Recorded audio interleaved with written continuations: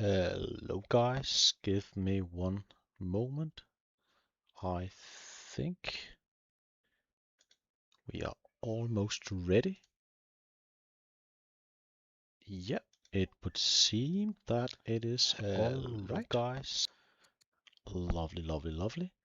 And I will say hello to the lovely Discord community. Again, 1 second. Need to post a link.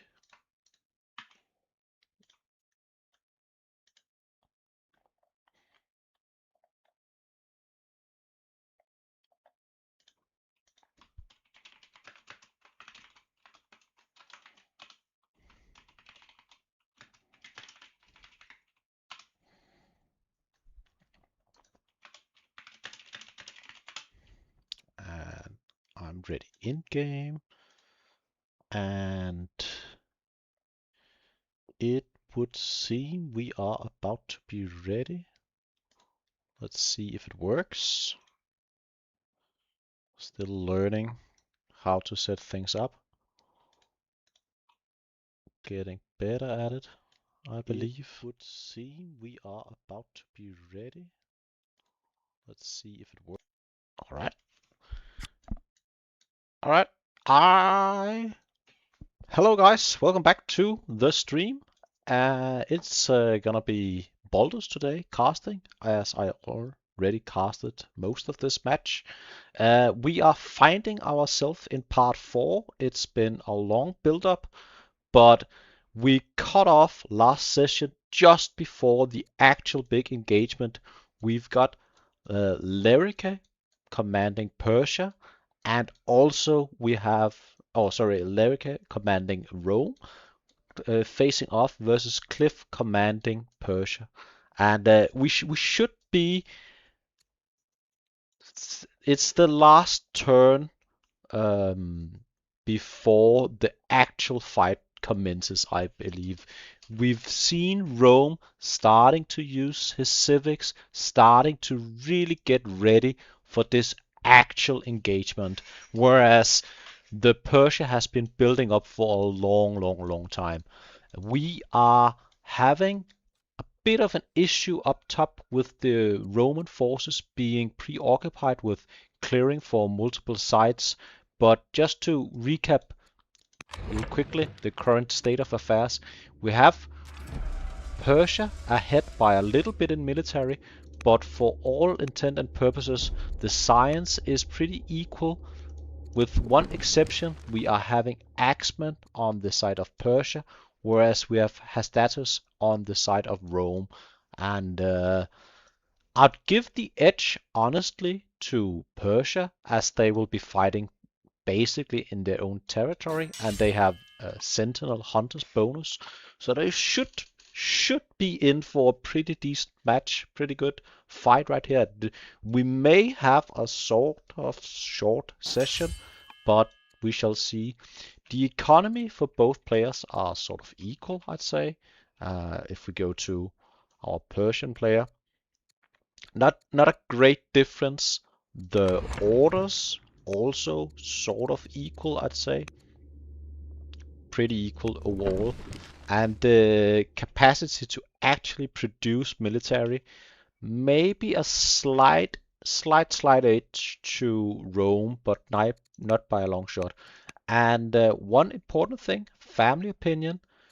Overall, we do have a bit of a struggle in Rome, whereas Persia is currently sitting with sort of the same issue. Statesmen, they are not happy. They don't like us. We do, however, not have a lot of statesmen military units. Are having a bit of an issue down south, but overall pretty equal, and I really hope we are actually gonna get an engagement in today's match. I'll click off this custom overlay. I don't know if we have Eagle Eye promotions. I don't see a lot of Eagle Eyes. We could take some. There is a lot of woods right here, providing a pretty good defensive posture. But with that said, I still think just having axemen like this guy come in here and start to go ham, I don't have a feeling that Rome is gonna be the kind of type to fall back. Maybe he should, but I don't feel he's gonna be falling back. And we're gonna have an all-out skirmish, at least I hope so, right here in the middle. And I would imagine this would end up being going in Persia's favor. He will need to make something happen, as Rome is currently sitting at 8 cities versus his 6. And we do also have wonders coming online, the pyramids and Yasynkaya coming in for Rome. Rome did a bit more build up in the last session. We thought we would have Persia continue the push. Initially, this city was Rome, but we didn't have that. And if you took a look at the military graph right here, you can tell there was probably an opportunity somewhere in this area. Initially, Rome attacked, lost a lot of momentum, and got pushed back. Going back to the actual fight right here, how many Paultons do we see? I think we have like 3 or 4. 1, 2, 3, 4. Still seeing some promotions. I'm concerned if Rome is gonna be distracted by... No, we are gonna see actual engagement.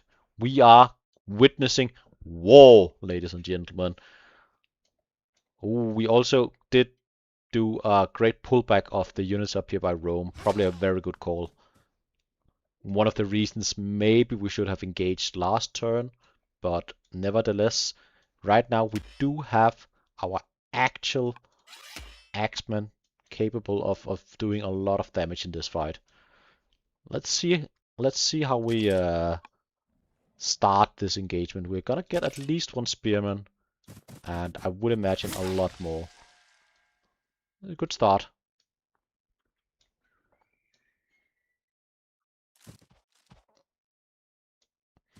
That's a good position for... Ooh, critical hit. That's nice. That's such a good start. Such a good start. Do we have the follow-up axeman, or is they are too far back? Okay, this is alright. We can most likely come in. Okay, that's already 2 spearmen. Pretty good, and not an easy counter. Very nice, very nice. Actual battle, finally. And again, I really think this position by Rome has been all wrong. They should have defended all the way from here behind their own city, champion city at that. But for whatever reason, they decided to take the woods, most likely to prevent the archers for doing too much damage. But still think it's a mistake, as you really gotta face an even more severe alpha strike from your opponent.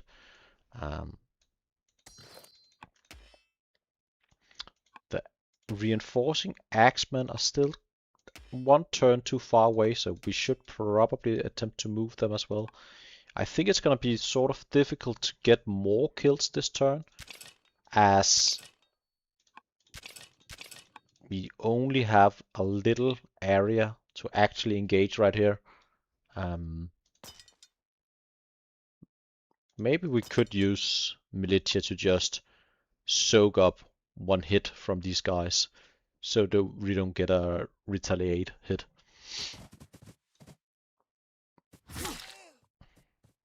Something like that.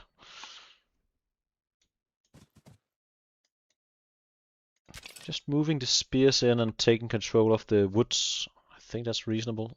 Although these reinforcements are coming in from the exact right area.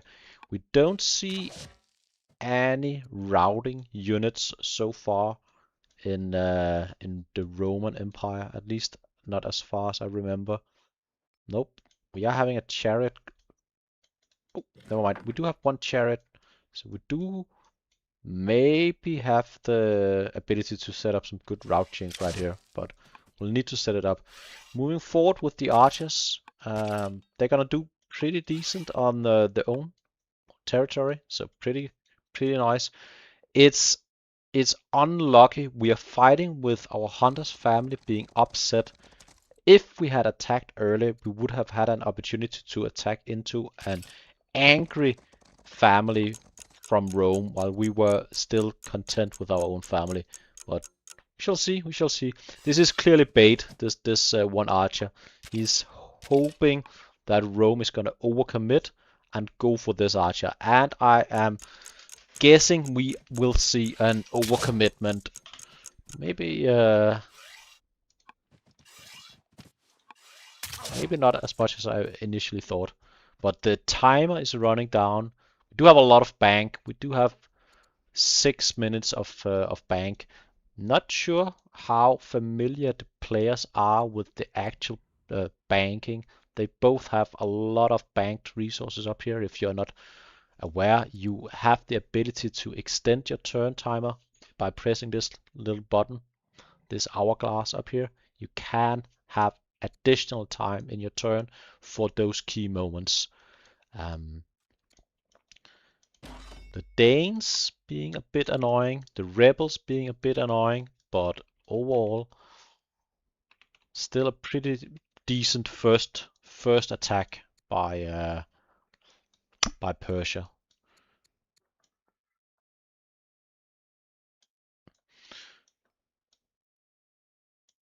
We did talk about the free ballista last time. That's right, we do have the free ballista coming in hot, ready to do a lot of work, and it could in theory do a lot of work, although we do have some things to counter it. We can do pretty decent with a cavalry unit right here.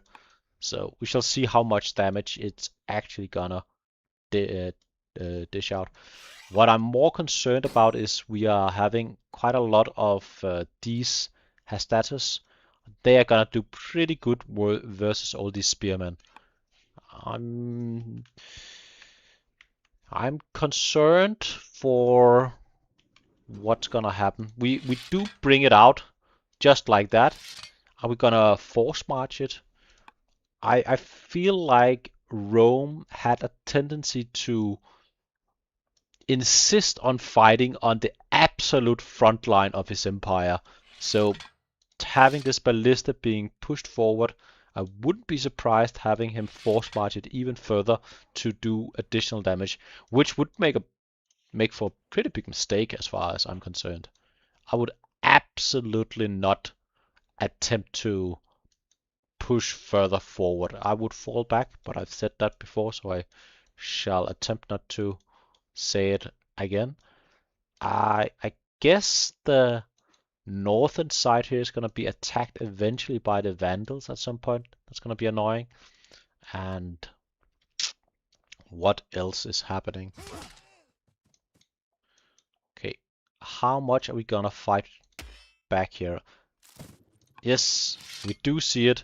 We did bring our ballista all the way forward, fighting into the trees, which is always uh, sad because a lot of the damage is getting reduced, but it is a pretty good line we did at least, but it is sort of defended.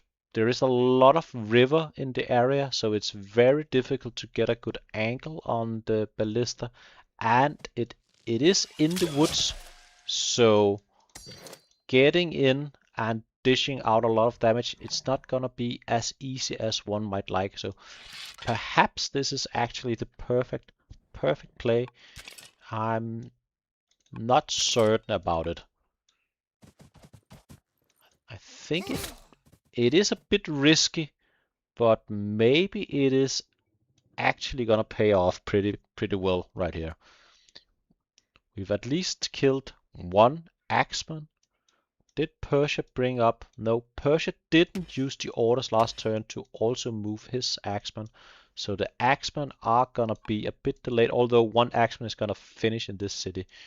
And we're still absolutely fighting in the woods. Can we get more kills this turn? This town here is eventually gonna be annoying. Either have to retreat or have to push forward. We can't just tank damage forever down here.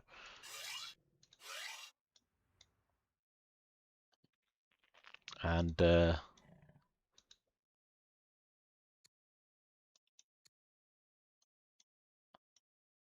This is also an extra exciting match, as this may be the last match, as we've said before, for this first round in the Old World division. So we might get additional battles very soon, but we shall see.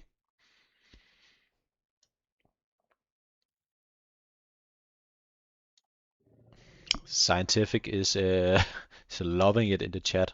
Appreciate it a lot, Scientific. If you at any point would like to join us at CoCast, just let me know. But it's perfectly fine having this um, on the screen, I would imagine, while sitting in bed, as you were stating earlier. Okay, we're gonna take the trade 2 for 2, but one is a militia, so still not really equal, but we are most likely also getting this. Maybe not. Do we have a bow? Yeah, we are getting this. Honestly, a pretty good trade, better than I would have imagined. I don't like going too far north here for Persia. I would rather fight down here, honestly, but we shall see if we can retaliate. A lot of these archers up here could, in theory, maybe be attacked by our eunuch unit. If we could get a decent route change somehow up here, that would be very nice, but not as easy as one might like.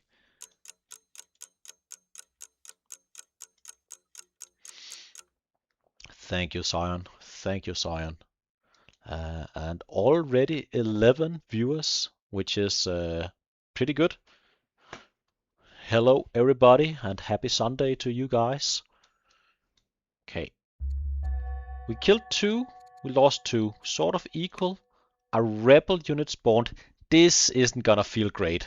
When you look back at your empire and you're just seeing all these invading forces, you have this to deal with, you have this to deal with. It's not gonna feel good. Do we have shaken confidence? Isn't that sometimes gonna be an earthquake? I think it might be developed. That's alright. Can we get some opinion? No, not really. Not an easy way to get more opinion with the family. We should probably have spent some money and influenced both the ambassador and the leader. Most likely would have given us a bit more opinion, but let's see if we're gonna fight. We do have a chancellor. Perhaps we can find some additional opinion here. Nope, it doesn't seem like it. So we are moving forward with our units. This is annoying because this force up here was basically lost, and while we take the fight north, so the reinforcements right here are coming directly into the battle. Very easy, very convenient. With that said, having to fight out in the open may be an advantage overall for our units, as they are on horses and they are in general better fighting outside of the trees. We do have more archers, more units capable of moving around and about. But is this an overcommitment? We did move quite far forward. Could very well be an overcommitment. We'll need 4 damage up there. Do we have an easy approach for 4 damage? That is 4 damage. That's nice. So we can at least kill this one and dish out some damage on this. Can we do even better?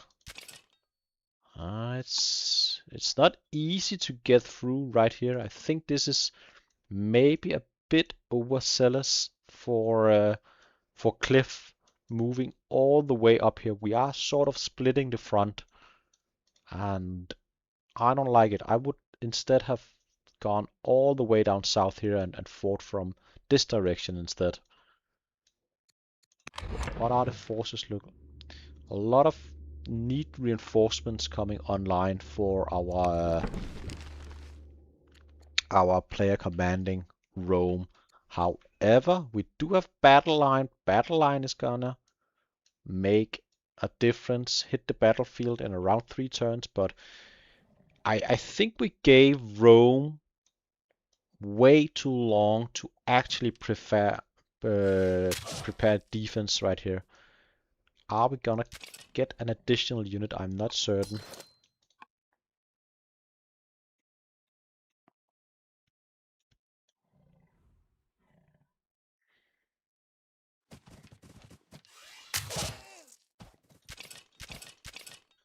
Are we gonna be able to kill it? Probably.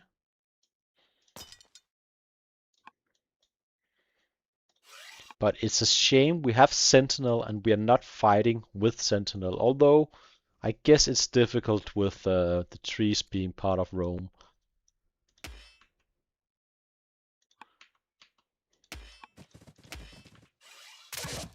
Not certain how I would go about this. We do have a little training bank, which is nice. We are gonna get at least one more unit. Nah, I don't like that too much, to be honest. But it could be worse. We are at least killing at least 3 units, and it's most of our units are sort of outside of the woods, so maybe next turn it's gonna be better, but I still think fighting here is less optimal than fighting here. The reinforcements are real close suddenly, which is unfortunate. Which is unfortunate. But our turn is over. We're gonna pass it over to our opponent and see what Rome is gonna do. Not a lot of units coming in the coming turns. I would imagine the Vandals would attack this city somewhat soon. And the Danes, they are annoying. They are just attacking our stuff.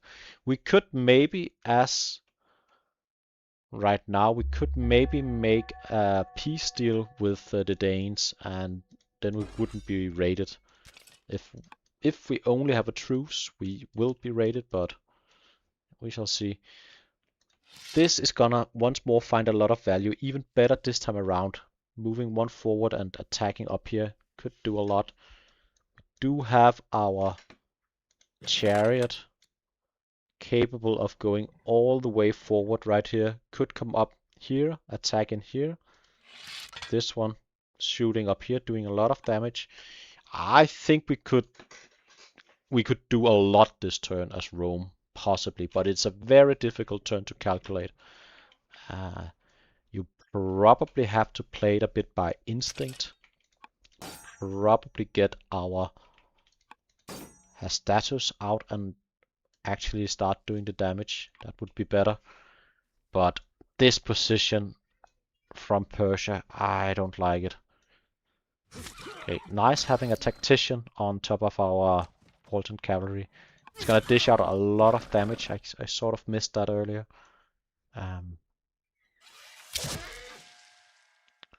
So one unit dead. I'm really interested by what this is gonna do, but yeah, we do have sort of the order advantage going in our favor because we're gonna be spending less orders on getting to the battlefield right here, which is gonna be quite essential. That's 2 units already. We are doing pretty good currently in this engagement. I think it's going in our favor. Yeah, that's exactly what I was looking for. And are we watching the chariot over here? Maybe not. Maybe not as easy as I thought, but coming here perhaps, and then having this one go up. We could have the chariot finish this one out. Attacking here and then having the chariot. We're looking to kill the spears, which I think is fine. Already we've killed 4 units. This This may be looking like a fifth session already, guys. This, I don't think Rome is gonna fall right here. I thought maybe we had a position just before, but I'm not too certain now.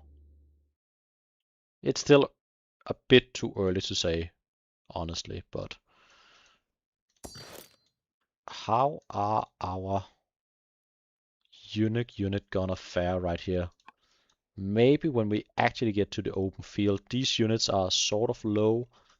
Could do a lot with a little route chain up here, go through here, attack, boom, boom, boom. Then you could maybe get all 3 units by one route chain.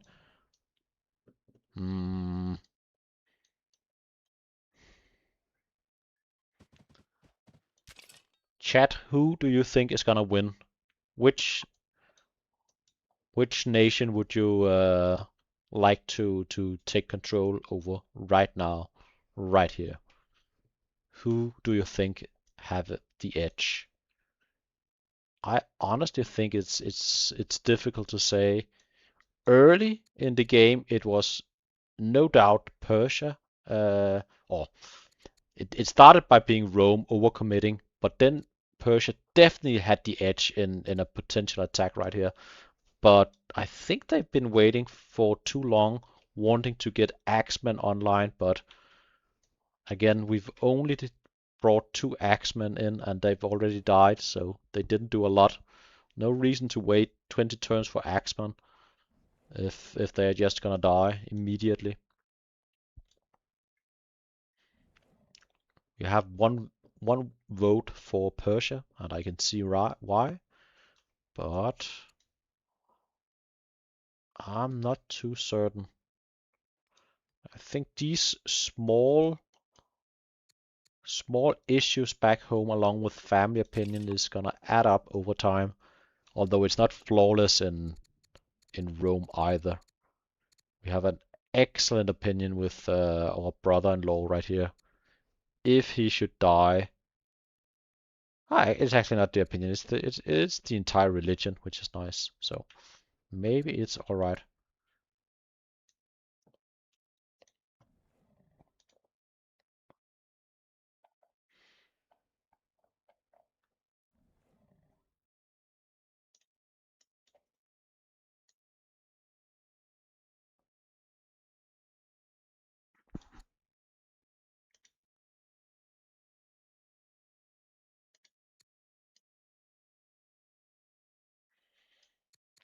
What are we spending the last orders on? We do have 15 orders left. We could do more. Still having attack right here.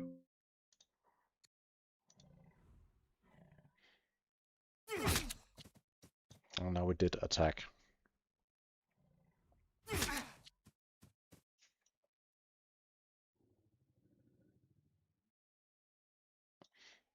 I would probably look to bring these units forward. Maybe it's a good idea to wait with bringing this one forward.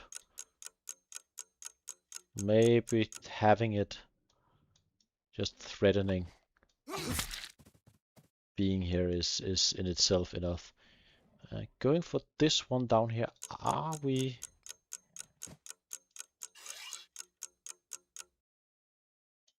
We would love to bring this one forward, but please don't force march. So we kill 3 units. Sorry, we kill 4 units. It's back and forth. Hopefully Persia is gonna fall back. I thought we could have done a bit more, but I mean, clearly not. These archers can do a lot to a unit down here. Out in the open, we do definitely have the advantage. This should go back in the city. It's actually pretty exciting who's gonna take this. It's pretty close. This one, and I gotta commend Lerrike for moving it forward. It's gonna do a lot of damage. So, good stuff. I would maybe have been too cautious to bring it out.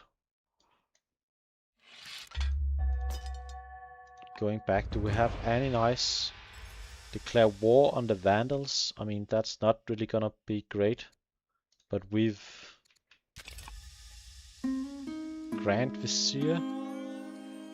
I don't think we're gonna like that. So not the best events. We did move back with this guy. We did move back with this guy. Both good stuff.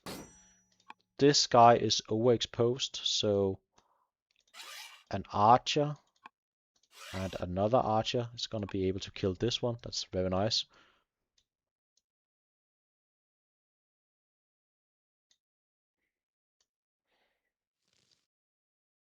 Can we find a lot of value up here? I'm wondering. This one down here is sort of easy. A lot of damage to be had right here. I don't think we're gonna expose these guys. They are better used up here most likely. So I'd probably take this, bring him forward, do 7 damage, kill this one. Easy. The tricky part is up here. Why would we do that? Are we gonna use this one instead? Yeah, I think we should have used this one. It did have enough damage.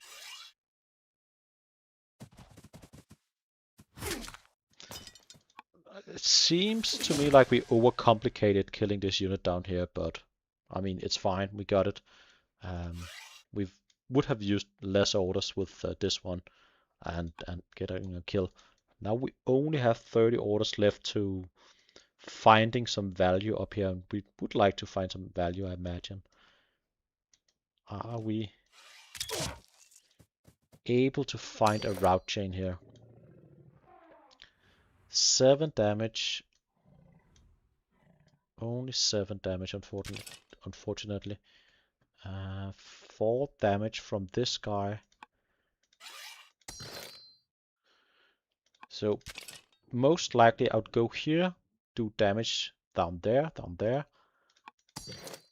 pull in the Poltron, find enough damage for this. We'll need additional 4 damage, so move this guy closer, possibly, or doing something different, then move. That's a very different approach from what I had in mind.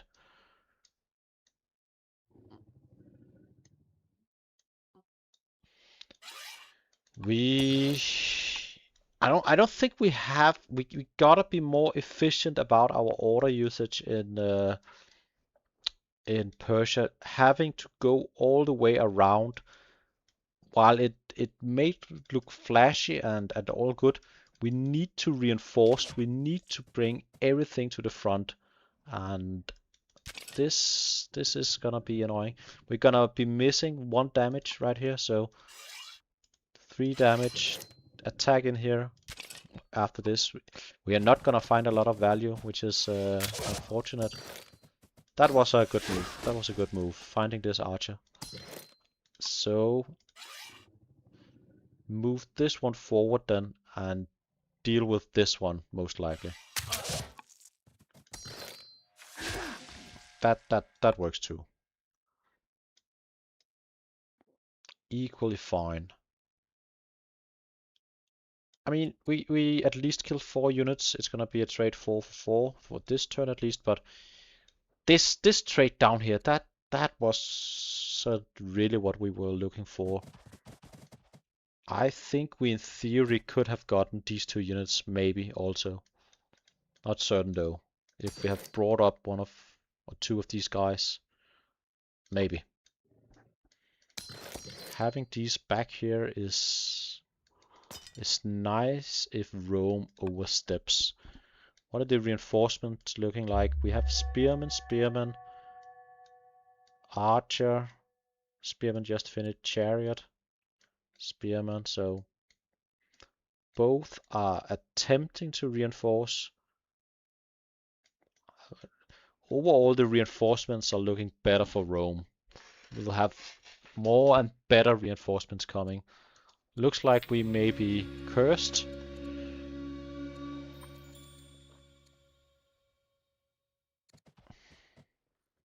furious. So now we bring forward the... We're gonna find a pretty good turn right here, I think. Only 2 units in our chain. Maybe we could have gone more if we went in this direction. Yeah, we won't continue the chain due to this being a spearman. That's unfortunate. And morning, Mr. Drunkenmeister. Welcome to the stream. And welcome to all 13 persons in the chat. This is looking a bit rough for Persia, I'd say. Not certain though, but it looks to me like we've got all the forces of Rome sort of engaged in this combat, whereas Persia is actually not really having the same thing going in their favor. And this was ironically the bonus Persia had just moments before.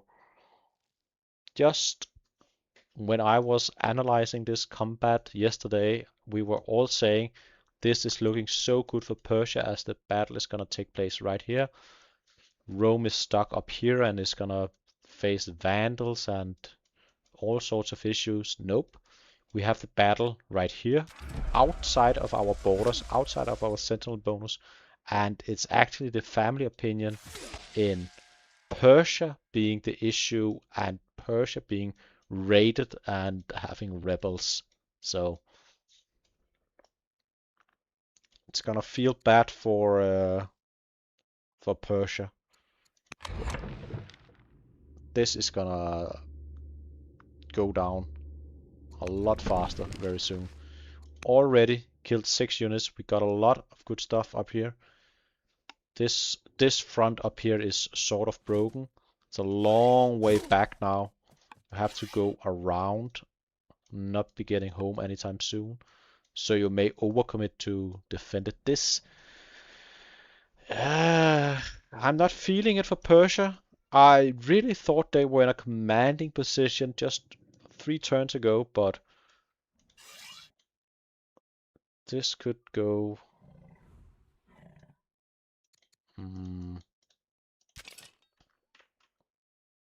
We won't get this archer this turn, unfortunately.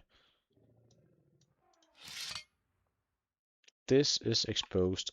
Can we get all of these units needs to die next turn for Persia? We gotta find some good value right here. We need to do something here next turn.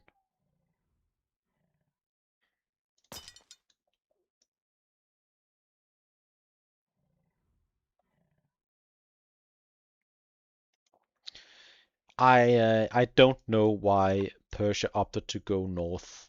It's the battle just sort of expanded north and not south because you could do more damage in this area because there were trees down here defending. So it just maybe seemed easier to go north, but this evolved in the wrong direction, I'd argue. Unfortunate for Persia.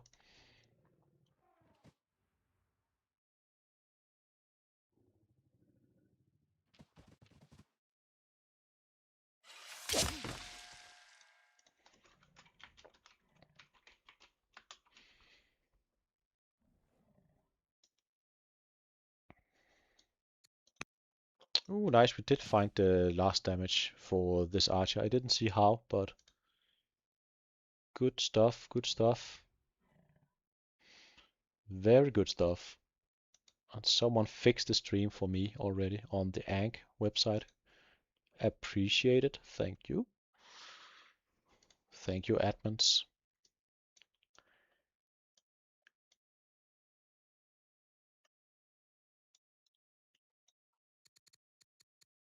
Seven units died this turn, and a lot of decent units at that. This is gonna take a nosedive.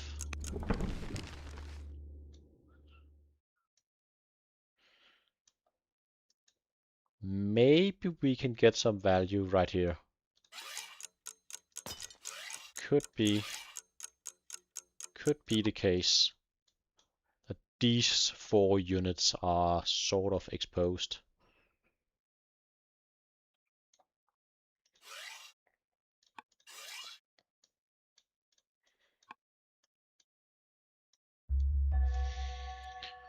Alright, look at the opinion. All the families angry. Another slinger. Ooh, another slinger spawned back here. Oh, this is looking mighty annoying. We have the Danes just rampaging through the city. Alright, looks like we are attempting to go for this cluster of units right here. But the numbers, man, the numbers, they are not really adding up. Oh, that's nice, that's nice.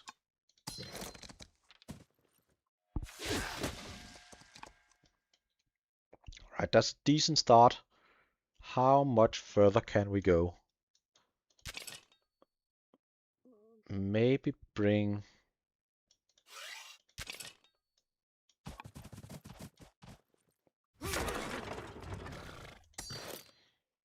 We need a little more damage here. Could maybe... How should we go about this? I think that's alright. At least we finally got the ballista, which is nice. The ballista is killing our armies at a rather quick pace. So ballista down. We will have battle line soon. The battle line is gonna help in the battle. However, the battle macemen are not really gonna perform that impressive overall compared to the Astatus enemies. So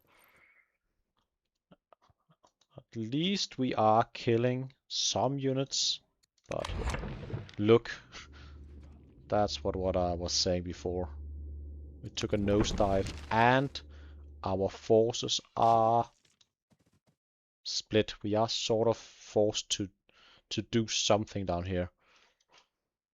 Very much a back and forth. In a lot of ways, this is actually a pretty entertaining and interesting games. Healing. But look, we've attacked, or we got attacked 20 times last turn. And you'll see how many times we attacked Roman last turn. And I'm surprised these vandals are not attacking into this city. I thought that would be an issue, but just shows how much I know. Clearly not enough. Clearly not enough.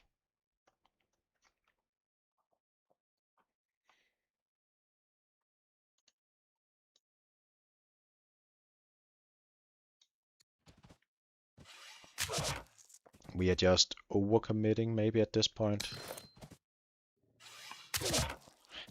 It feels bad having a lot of sentinel units and fighting 2 tiles away from your 20% bonus. That's not how we want to see it.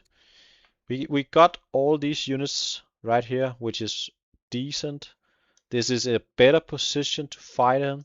Rome is definitely gonna go towards our empire and trying to get all this, but they may just have one too many unit. Cyan, who are you thinking is ahead in this current game right now?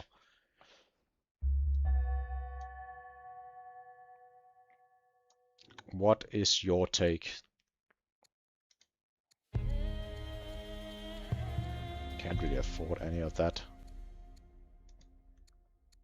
Ooh, Warlock is not. Warlike is nice.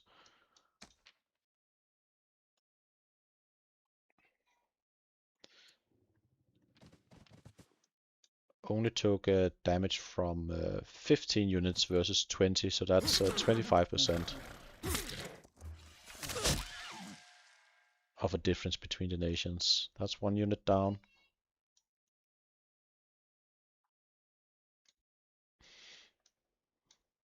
We have Sion saying Rome is pulling ahead right now, and I agree. Interesting, we are moving in down here, going for the throat, and I think this was a good move. A good move down here.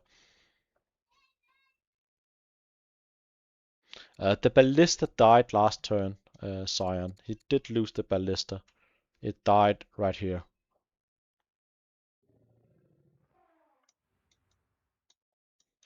Yeah, the order economy is pretty close overall. We only have a slight advantage for Persia, but not really anything that's gonna amount to a difference.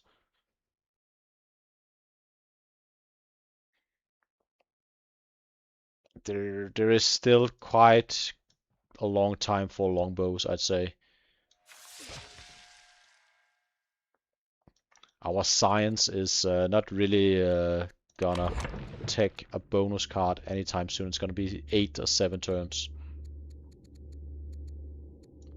And it's gonna cycle, so it's gonna be at least 10 turns or so before we have a bonus card for Longbowman for Persia. That's a lot of damage. 10 damage straight up.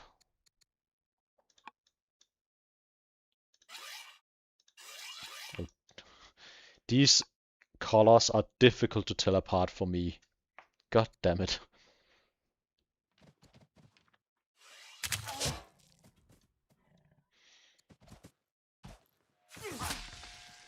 Another one bites the dust. I think we've dealt with all the bonus units of Persia have died. There's only one routing, which is this chariot left. There are reinforcements coming. We do have one back here, but that's part of the issue. The reinforcement we built for this engagement has not really made it to the front lines, and we are getting overrun back home. And I wouldn't be in Persia's position right now. How quickly the tides turned in this match. It's really much back and forth. Gotta admit I like that. We are at turn 100. I don't think a lot of games went to turn 100, but this is clearly going the distance. We did find a more unit, a militia. Again, not a lot, but a little. Everything helps. And it would seem we are still sort of close in power, but power on the actual front is far better for Rome currently.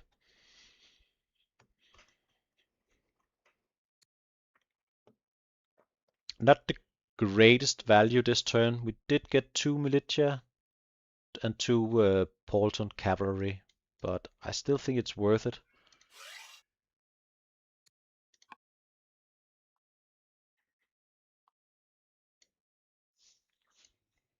Mainly archers left,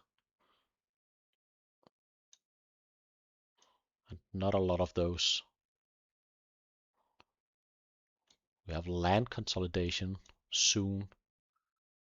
Do we have a lot of groves? We have some groves at least. Okay, maybe not a lot. We've built an estate in our champion seat. That is interesting. Why? No, don't do that. That's a mistake. At least in my opinion.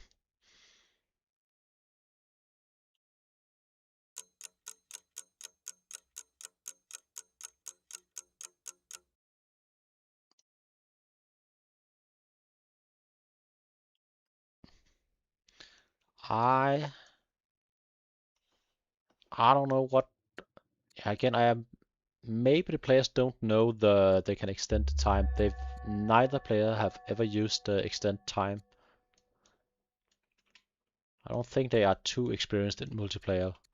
But once again, a rough beginning. We have rebels down here. Shiraz is going down slowly.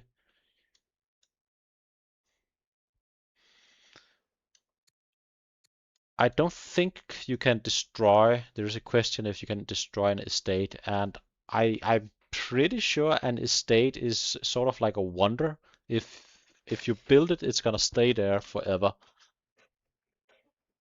Scientific is also saying no, and he's gonna be the final say in such a discussion. Gonna have some all right trades down in our territory with archers, so these archers are gonna do pretty good. Again, we did 8 damage to a unit with 2 HP. That seems wrong.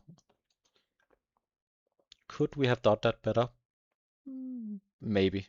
Not certain about it. All these trees are gonna be very nice if we are actually gonna start an attack as Rome, because we can hide at least in a lot of places. So battle line online in 1 turn, I don't think that's gonna make a huge difference.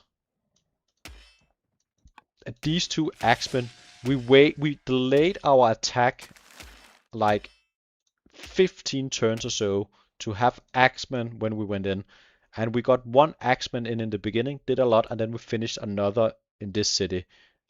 That's it. That's the reason we delayed our entire attack from Persia. And I really don't think they expected to have to deal with these sort of issues, which arguably is a bit unfair. I'd say Rome should deal with even more rebels earlier in the game, but they didn't.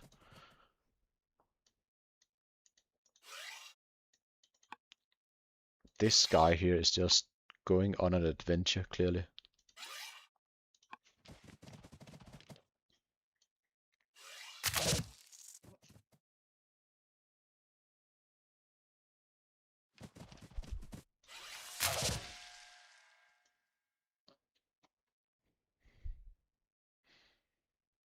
I mean, Hazard has his own issues in tonight's game.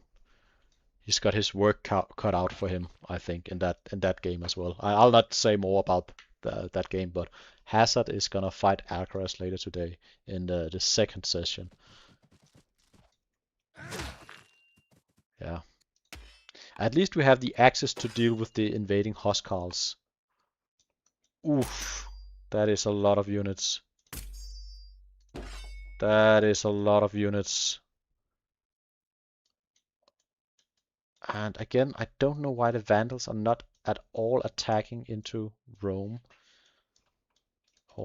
Oh, now they are. We see them now. So eventually it's gonna be.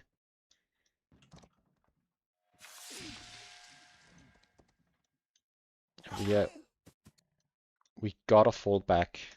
Yeah, I agree, Scientific. I don't feel like Lerrike is the kind of player to not push it his advantage. And I would also imagine that the the momentum swing is really going against our Persia player Cliff right now. We know we had an opportunity. We know we kind of fumbled it, or maybe we know, but we can tell our opponent is building wonders and having more cities, and we are having a lot of issues in our empire currently. We have no units whatsoever. Um, we killed 1 spearman, 2 spearmen, 3 spearmen. So we killed 3 spearmen this turn.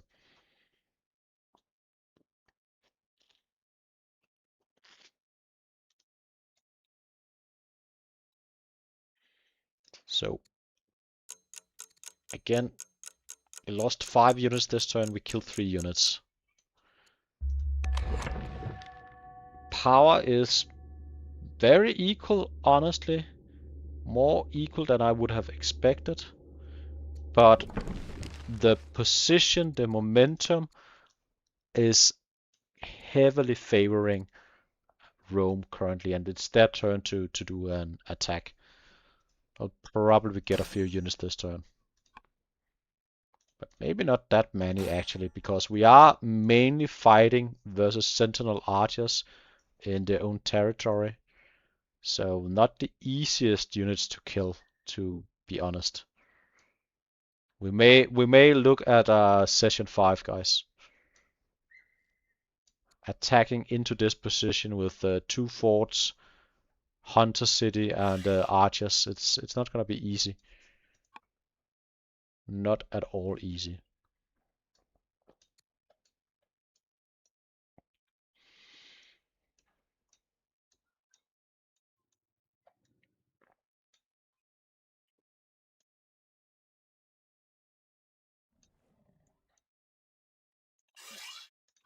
How much damage can we find right here?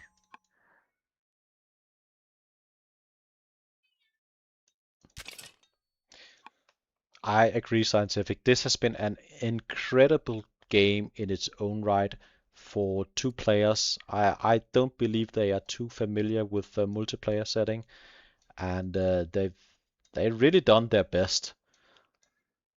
Quite a lot of lessons to be learned from your first game, and I hope they will learn a thing or two watching this back. But you gotta commend both players for what they brought.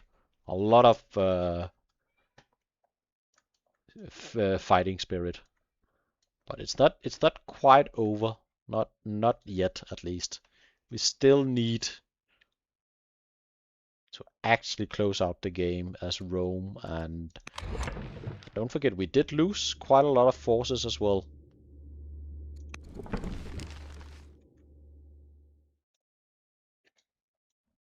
But our reinforcements are better.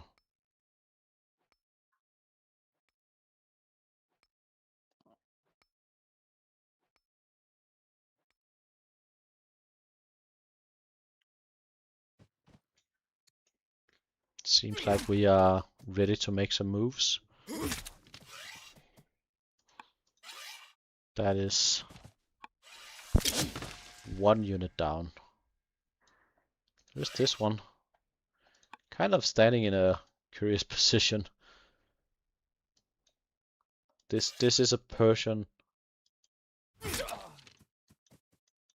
Bringing back these guys? Probably not a bad call.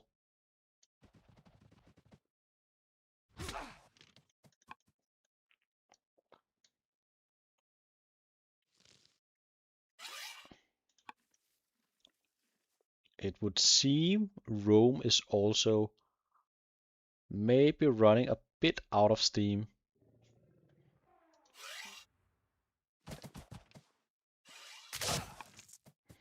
I don't think this is a bad play by Rome, falling back, playing it safe.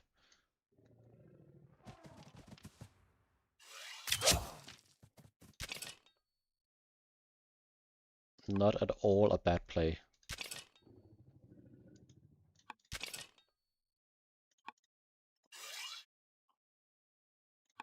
Can't kill this unit, it's gonna take a lot of orders, but you are able to kill it. Why did we go here? I don't get that. This doesn't really do anything. Misclick maybe? We would like to at least kill this one. Do we have reinforcements close by? No, not really. Could force march this maybe? Force march all the way up here. Get this one down here and get the archer in here and finish it. You'd like to kill this. So annoying if this stays around. Can do 8 damage to the spearman.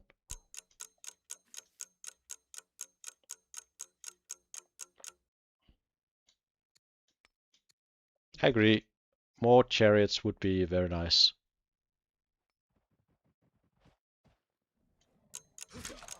We do have one right here.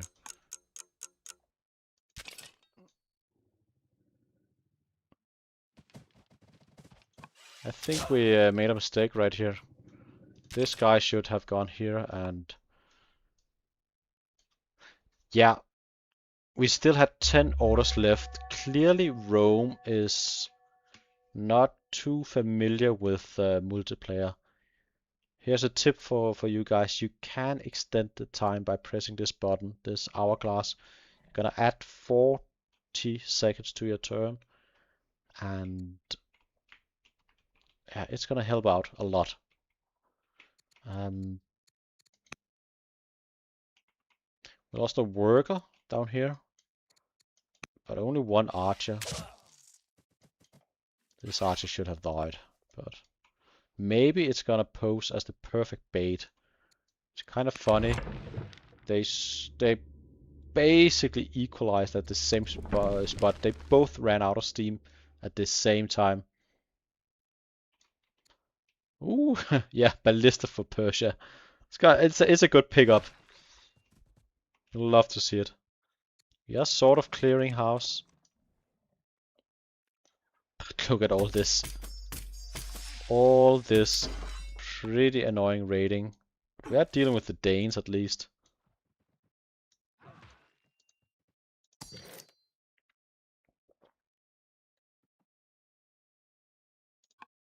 Very annoying.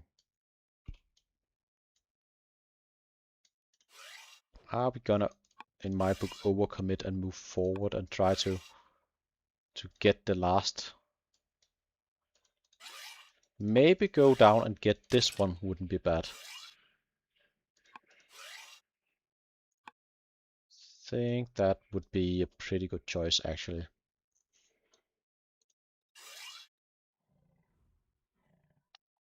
Actually, take this guy and bring him forward. Maybe like here, and kill this unit, and then take your archers down here and kill this unit. That would be worth it, I think. And we are sort of clearing back here. Did bring down here.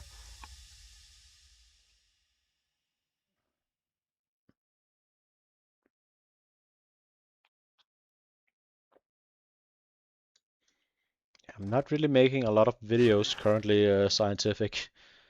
I'm casting the games, so a video about how to read the power. That's a difficult video to make, I think.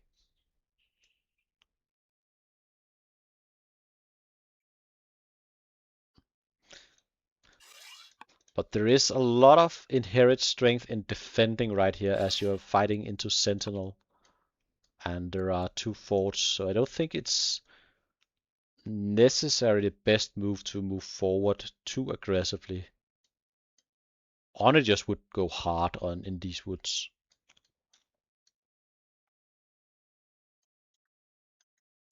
We finally see the Vandals coming in for Rome. It is champions.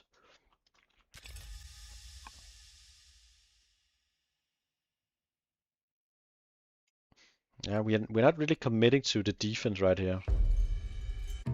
Or to killing more units, which I think would be smart.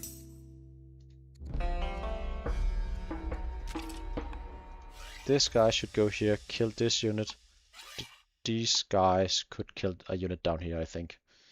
I think that would be worth it.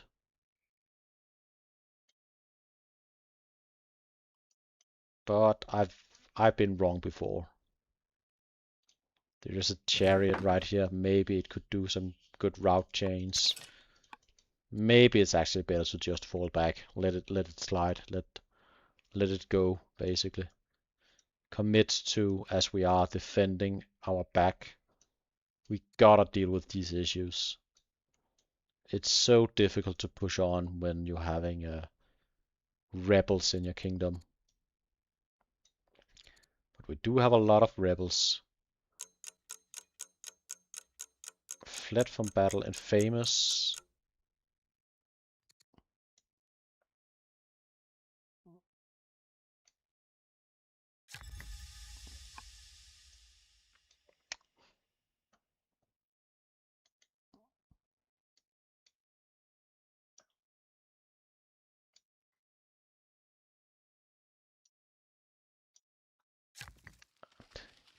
hello to all the 20 people watching. It would seem we found the orders to chop some forests. Maybe a good call actually to make it more difficult to attack into this position.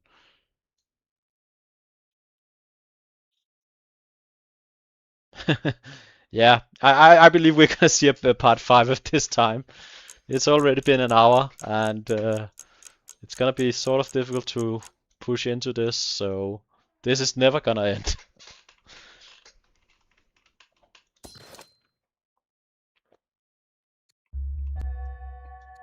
This may never end. Okay, we got it. Again, very equal power, equal orders. Science, sort of equal.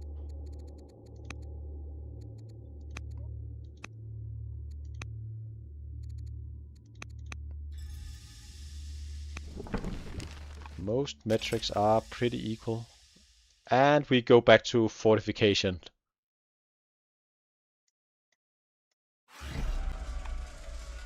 Back to fortification. So we are looking at perhaps 20 more turns of build-up.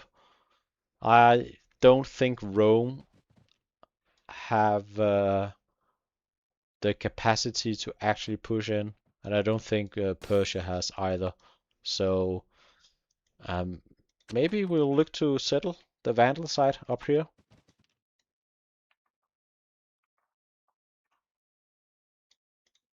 I mean, Becht, you are right. It's gonna end in 98 turns. So we are at least over the halfway point.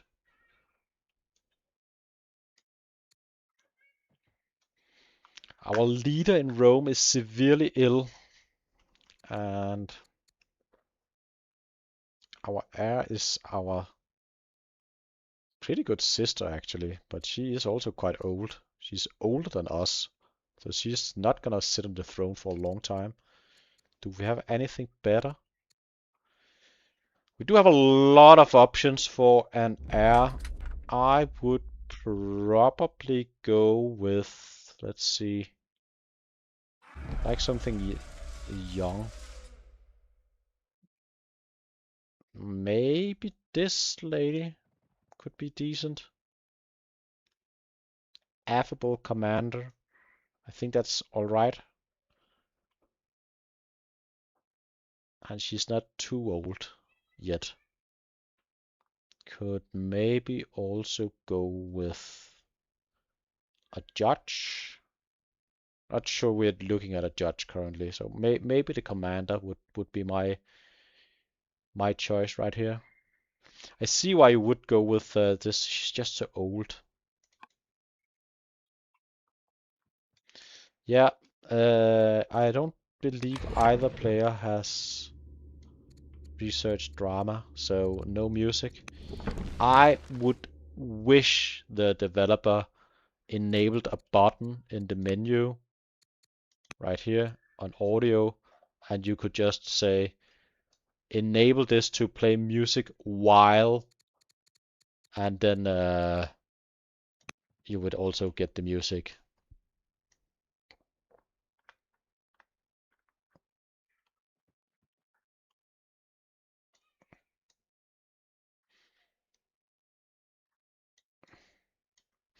I mean, maybe Rome is playing for the long game. We are looking at...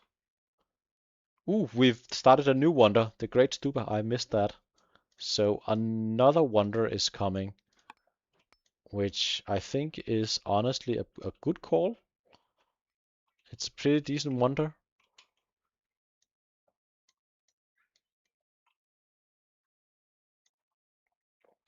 It is a pretty decent wonder.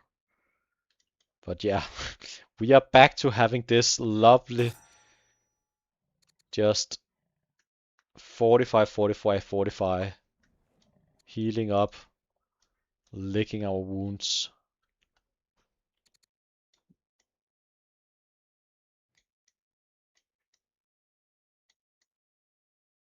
But yeah, imagine if you just had a button you could enable. I really like the flavor and the idea about having to research, just having a button in here to enable music. But I like the flavor idea, but the issue is this technology is maybe the least researched technology, or not the least, but for this part of the game, I've had a lot of games where I never feel like taking drama at all. So you can have games going all the way to barding or infantry square or ballistics. Neither is required, or neither requires you to get drama. And yeah, because the music is excellent in this game, so it's a weird choice in my book to not have an option to enable it. There is a mod enabling music, but you do not want to bring mods into a tournament with a lot of players. It's just gonna mess up the save files.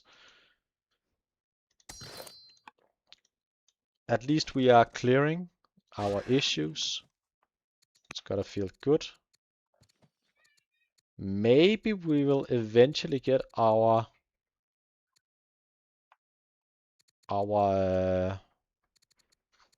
family opinion under control if they start following a different religion instead of Judaism. If they turn to paganism, it would help a lot, but gotta say we do just have a lot of discontent from, and no counselors, no, yeah, a lot of negative opinion at this point. Not really easy to solve. Maybe with the free ballista we could make something happen, but these woods are making it difficult.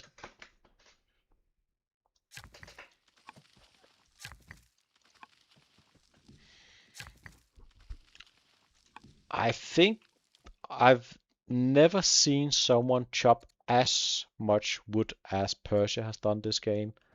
They've yet to research forestry, and a lot of their army is quite wood heavy, so they need to find the wood, and they've been chopping forests in the middle of the map for the entire game. This worker has done a lot to kill the environment. He's paid by the oil industry, I'm pretty sure.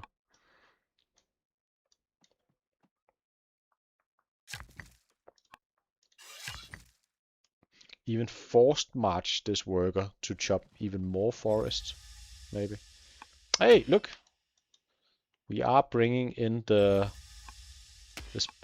axemen finally. And the axemen are gonna do excellent versus the now only 3 spearmen. The rest is Hattusa.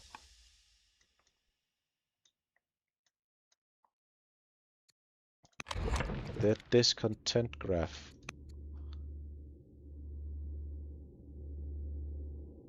Not a lot of happiness all around.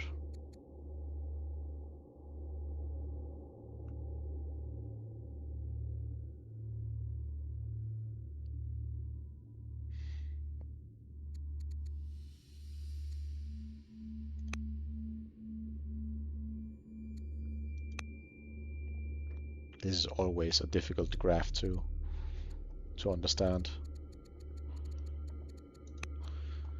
Stats. What are we looking at? Improvements. Pretty close. It used to be favoring Persia more, I believe, but it has changed.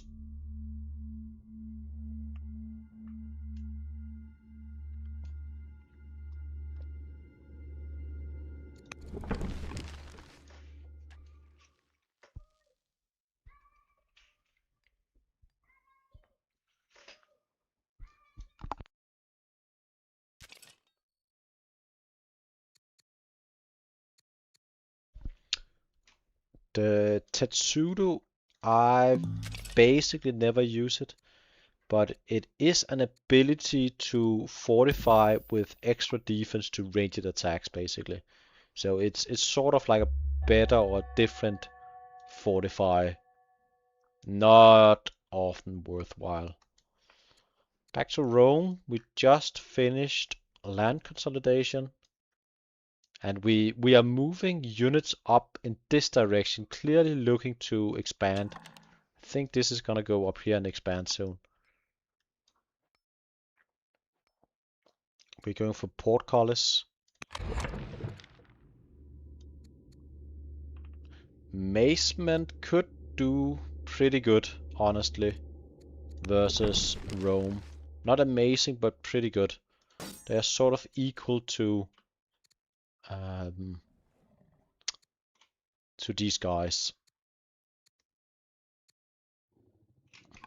Ooh, we are back to having an angry family in Rome, so it's gonna be easier to fight into these guys now.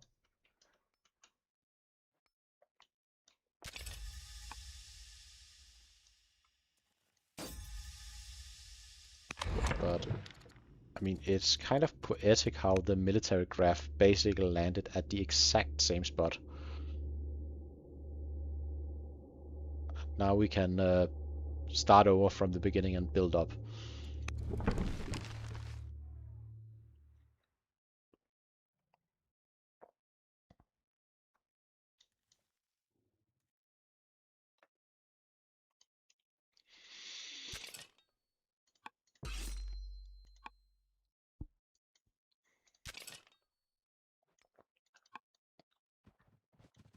Yeah, we are looking to kill these guys.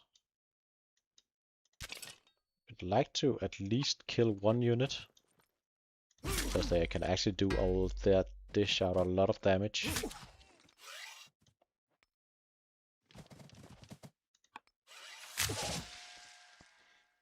Is this the timing window we were looking for Persia? We've dealt with our issues, sort of, and now we bring everything to the front and then we can go. I feel like we've been here before. But this... It's not...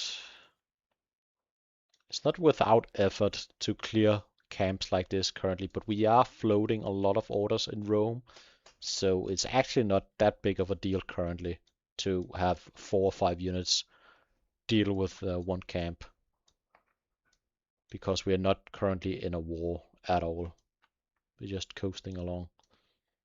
This, however, is annoying as...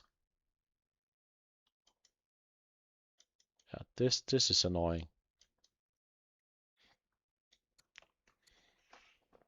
We are doomed, so a new leader is gonna take the throne soon.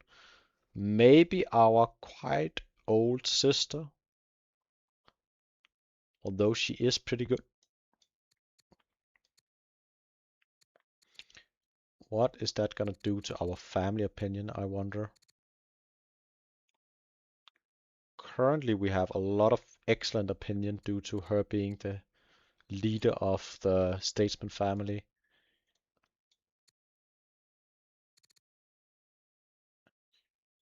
Could maybe end up losing some opinion, which would be annoying.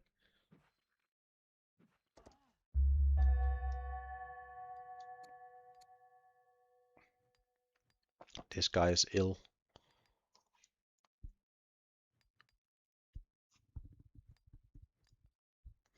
Pretty good air.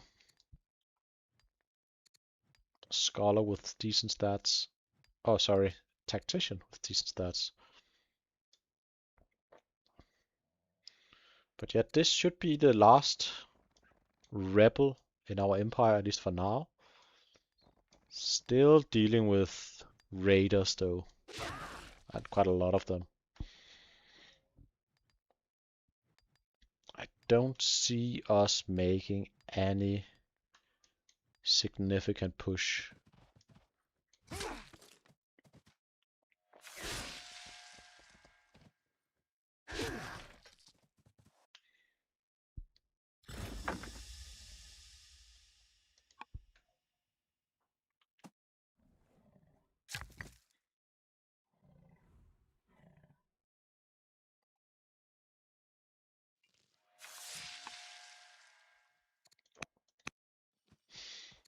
Maybe we're just leaving them around to farm some legitimacy.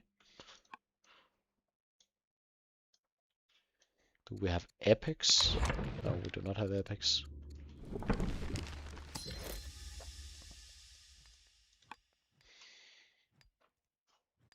We do sadly not have epics.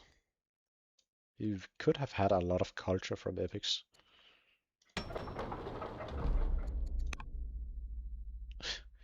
8 citizens in this city.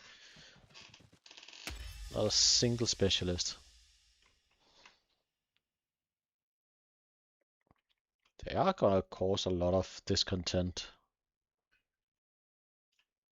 -5 family opinion per citizen without a job, basically.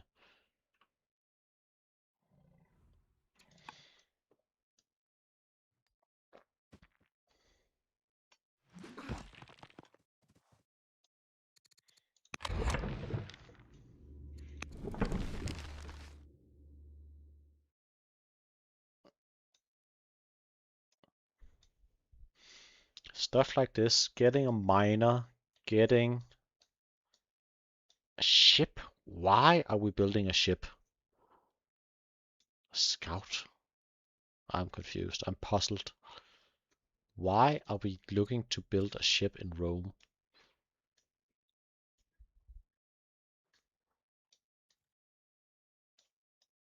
I am puzzled. Puzzled big time.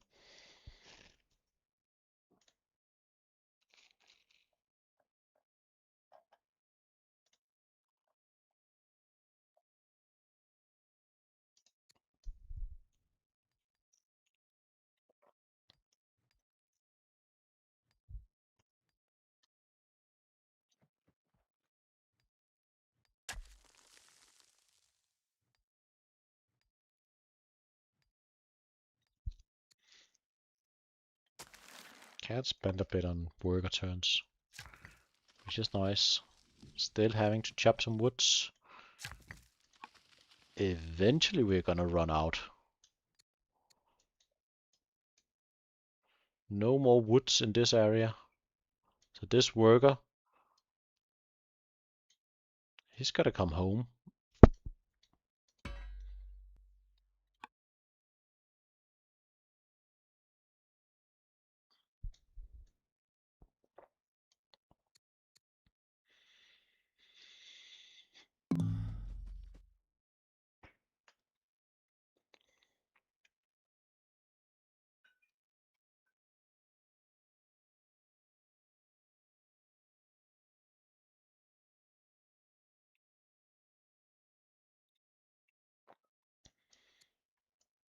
Not sure why we are what we're using our autos on.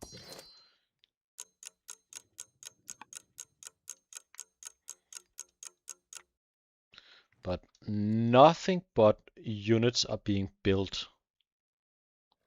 Every single build queue in Persia is currently units. Are we building any macemen? No. Axemen? We could build macemen. Could maybe upgrade our axeman into a maceman. We do have the new leader. And that kind of made our family relation go to the gutter. So suddenly we are having two angry families fighting against one another. And I don't see an easy way to solve this family opinion. That is pretty difficult. She's alright with fierce, but we did put on a Grand Vizier trying to solve some of our issues. And I think it's not a bad idea to put on the Grand Vizier. She's got decent stats. You could probably enjoy some decent stats. Ooh, we are building a camel.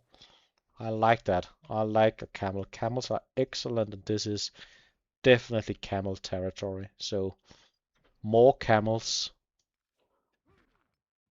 I really think they are excellent. We are sort of dealing with this up here. It's not easy, but we're getting the job done. Wonder if we can push in here. Still 4 units,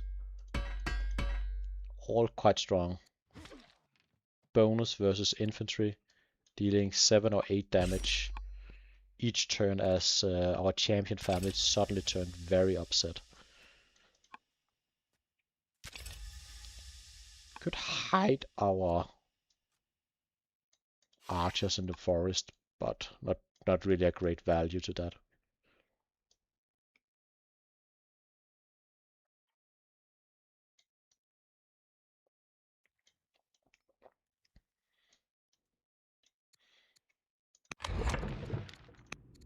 I wish this training production was better, because right now it's dependent on a lot of factors. What I would like to know is just how much of this sort of training does each empire have currently. Take a look. 16, 15, 17, 14, 14, 14, 11, 20. So someone do the quick maths on that. Tell me how much it is. And if we go to Persia, 14, 32, 20, 14, 12, 12. If I'm not mistaken, I think it's better overall in Rome. We could do with more barracks and officers. These guys would help a lot. You could build some ranges. But I believe it's going to be an issue in a not too distant future if we do not get forestry. Could go directly for maybe infantry square next time. Do you guys believe? It's only 1600. Could maybe get a free tech event somehow. Not exactly sure how to fish for those.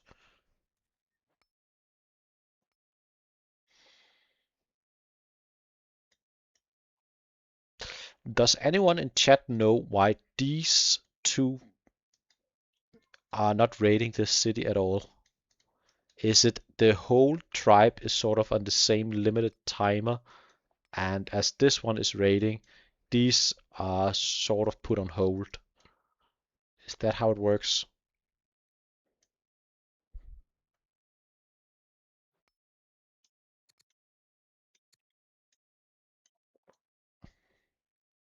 Because right here it seems like both of these Danes are doing something, and perhaps also these. Maybe we took an event about some sort of invasion.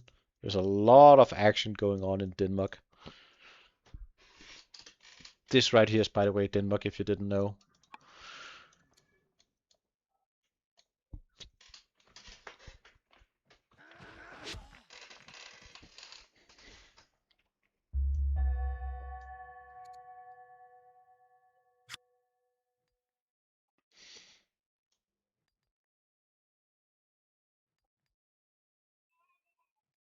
Raid is a random chance each turn once the camp is full. Alright, so we've slow roll or low roll for quite a while. Now we're gonna have even more issues. Looks like we're gonna have a small break. I believe I'll take a break as well. Just a short one.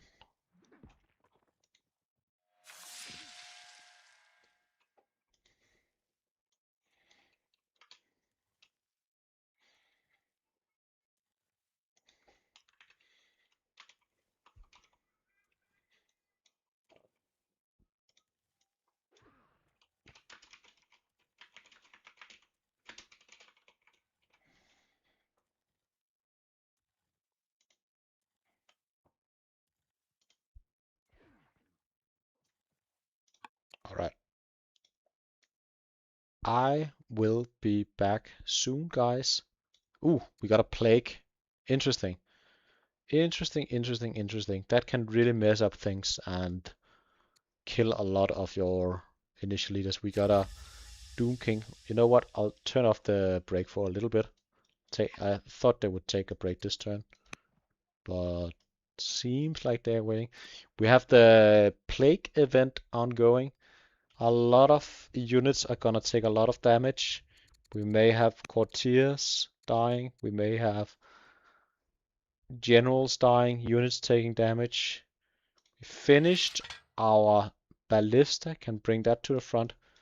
Can maybe do a lot, especially if we leave it in defendable terrain. We opted, which I find interesting, to not go for free longbowmen. We are going for rhetoric. We are, in my opinion, looking to go for the long game. I think we are looking for forestry, but we had the scholar, so we could re-roll if we wanted to, and apparently we didn't. So we are maybe just looking for getting either constitution or tyranny, which honestly is also reasonable. I don't think rhetoric is gonna provide us anything, but it seems like the players have agreed to take a little break. So likewise, I'm gonna take a little break. I'll be back in 5 minutes or so. I'll just leave you guys right here and see you in a bit, guys.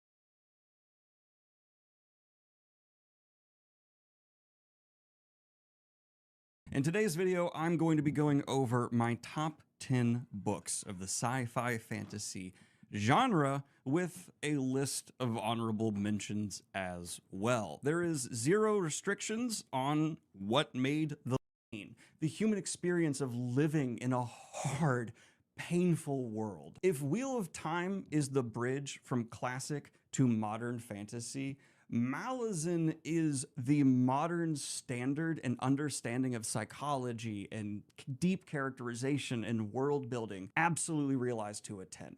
I'm confident in saying Malazan is as impressive a fantasy epic as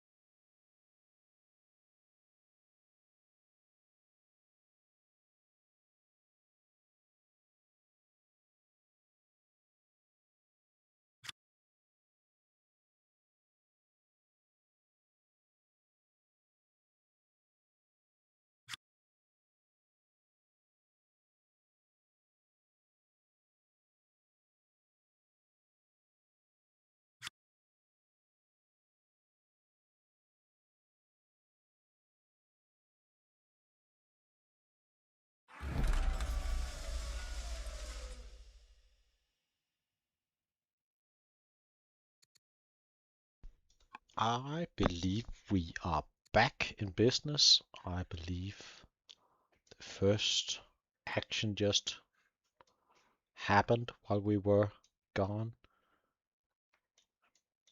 We see these units being cleared sort of in a fast, equal, or fast manner.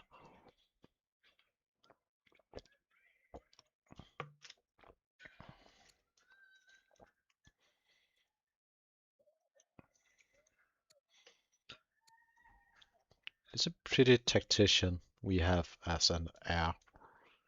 Could do a lot, perhaps.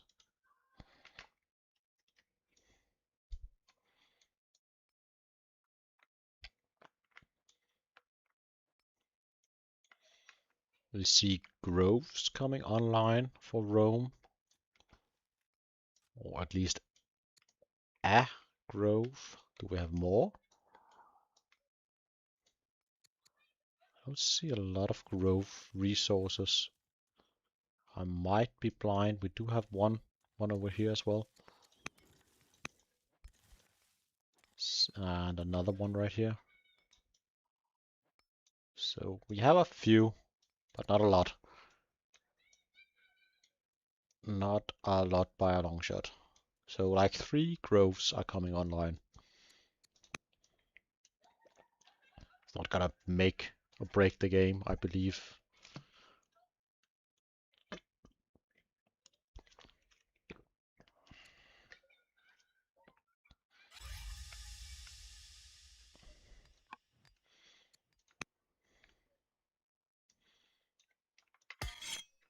We do see a maceman. Maceman has joined the fray.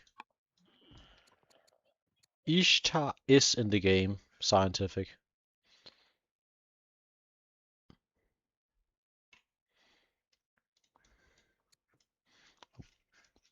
I really wonder why we decided to go with pyramids as Rome. I don't really think that, as of yet, I don't think we've adopted a single law. Oh, thank you. Thank you, scientific. I forgot about that one.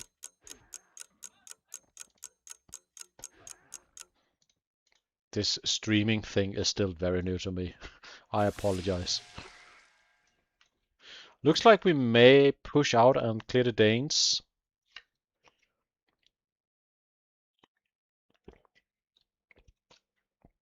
Again, maybe we could have accomplished all this with just an ambassador action and talking to the tribe and say, hey, could we maybe have a truce? And when we have a truce, could we maybe have a peace?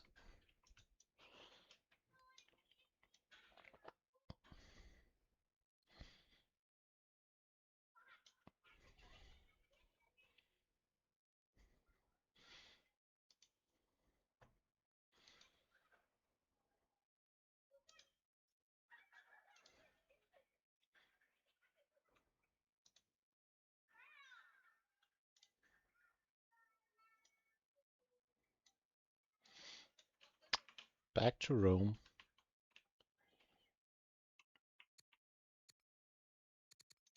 And another rebel spawned. Oof, look at the family opinion in Rome. That took a nosedive. Why?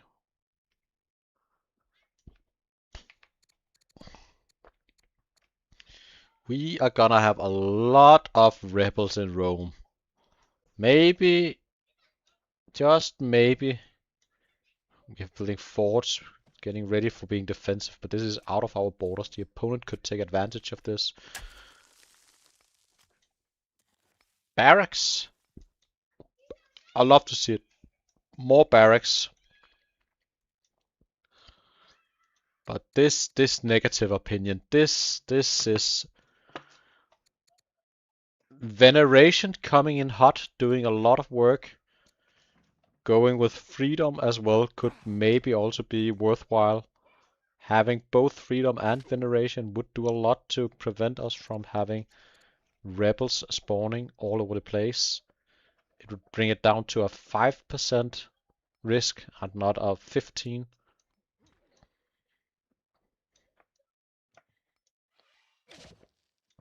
But the greater the empire, the greater the risk of rebels.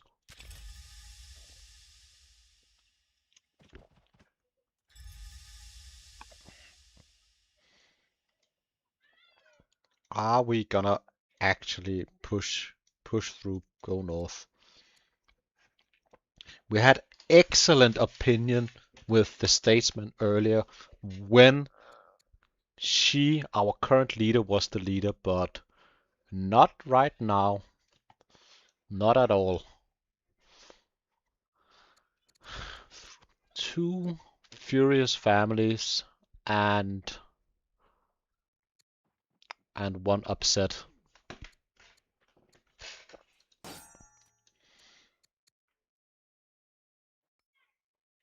-20.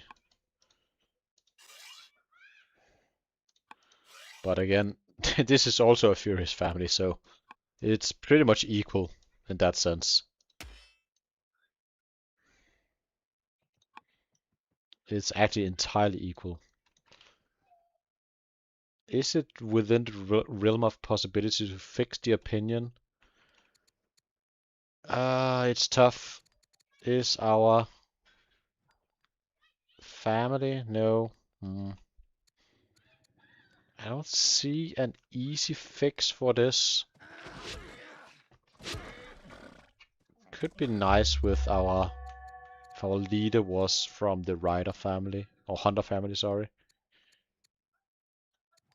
But we just switched leader as well. End of an era.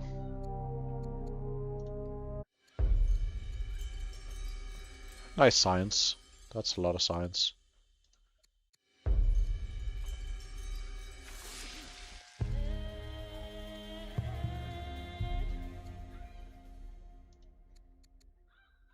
Affable, Delver, robust. Affable is nice, robust is nice. So, seemingly both players are gonna be fighting versus very annoying rebels. Ooh, and this is annoying. Due to us having researched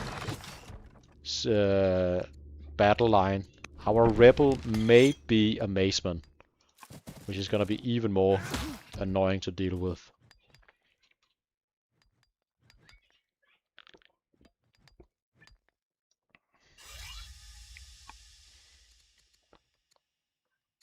We are in no position to fix our relationships. We've got salt in Parsa. Salt could be given to the Rider family.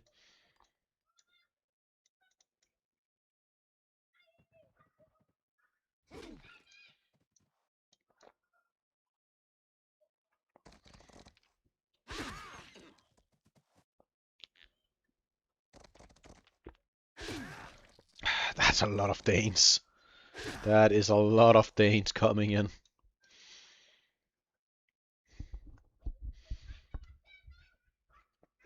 I don't think we're gonna finish this session, honestly. Somehow we gotta fix the family opinion, and I'm not sure how, honestly. That is pretty big deficit. It would be lovely if we could get a hunter leader on the throne somehow, but that's not really easy. We should marry into the hunter family, get an heir. It's a long plan.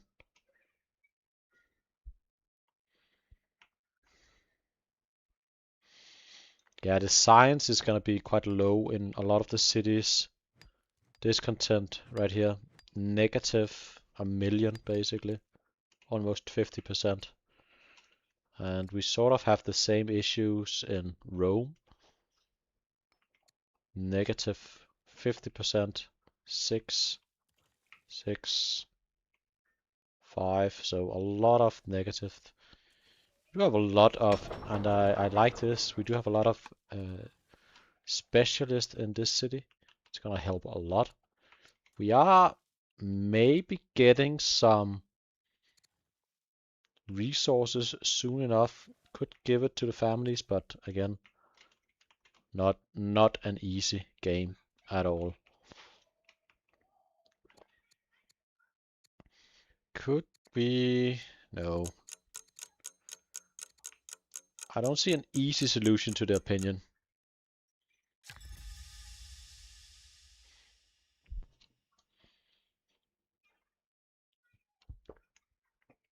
The main way to fix opinion late game, is my opinion, is to mostly have all the families having the same religion, and then spam this one as often as you're able, trying to boost the opinion with the nations or with the religion, and have your chancellor spam family gifts as well. But neither is really an option. Look at the economy. We are losing a lot of money each turn. We have a lot of rebels to fight each turn. Had to sell our iron to cover our debts.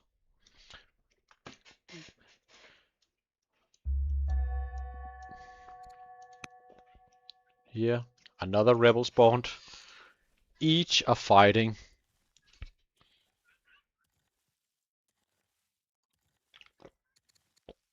I think this single tier of veneration has been the biggest and most important thing Rome has ever done this game. So many rebels most likely prevented.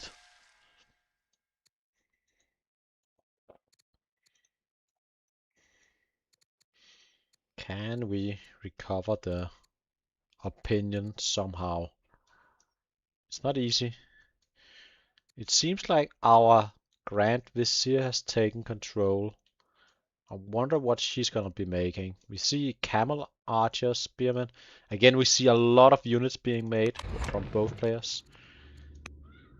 Sort of both are just rising once more.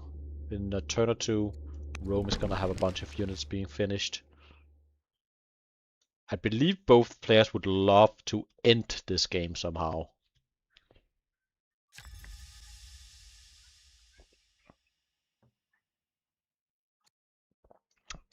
Hello, silly dog. Welcome to the live stream. If you're still with us, appreciate you being here. This is the community tournament of Old World with two quite inexperienced players, I'd argue, trying their best but absolutely taking a beating for different reasons in the game. We've had a lot of battles back and forth, but neither have taken a decisive advantage and won the game.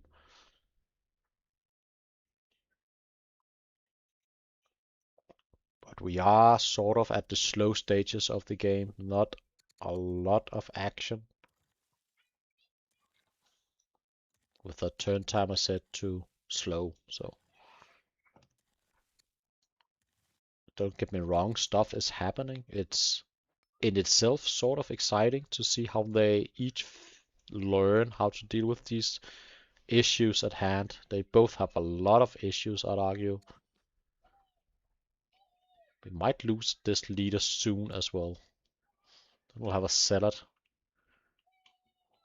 He's not really happy with us.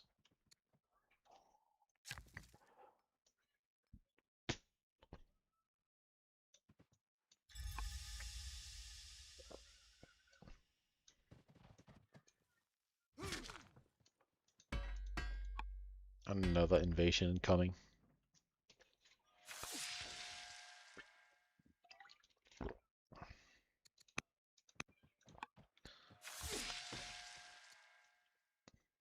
The timing for the battle before was perfect for Rome. They just had a brief breather from all the eternal issues, whereas Persia had a lot of issues, and it was Persia's decision to take the engagement right there. Feel that is interesting.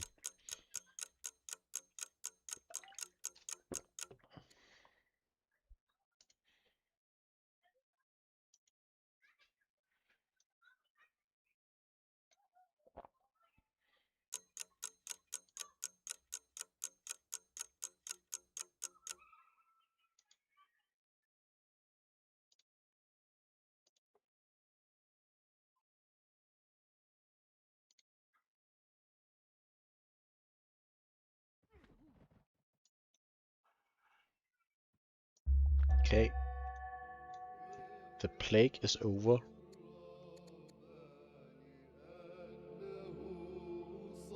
Mission cancelled. Family marriage. Apparently we didn't go in that direction. That's a lot of Danish units right here. Holy damn. That is quite the force. We did clear out one camp at least. We do not have a settler. We are building a settler though. This may be the latest settled city in the tournament we are looking at.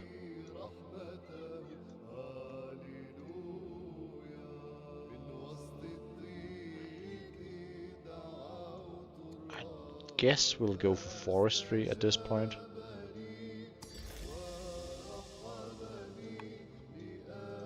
It looks like we got a free maceman in an event when cleared the camp. That's nice. You'd like that. He's gonna do decent versus these guys. But they are quite strong.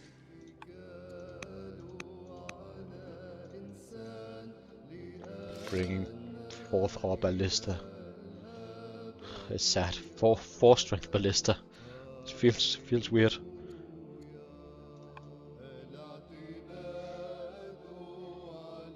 Ooh, we are actually building a specialist. Look at this.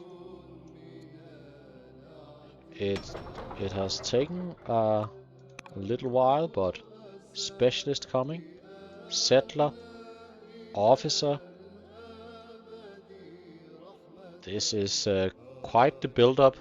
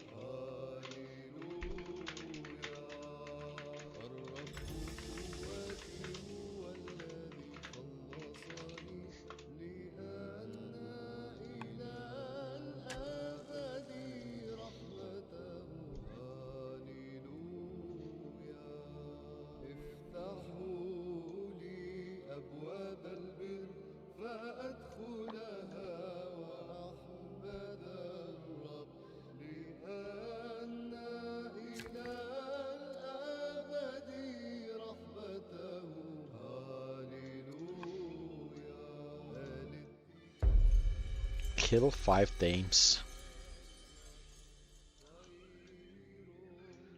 I feel that would be a pretty good ambition right now, while we are absolutely fighting the Danes.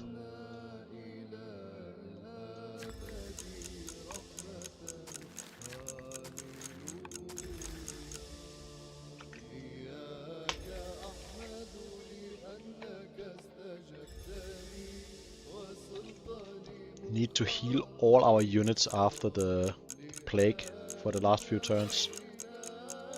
This debuff on all the units taking a lot of health, good health out of the citizen.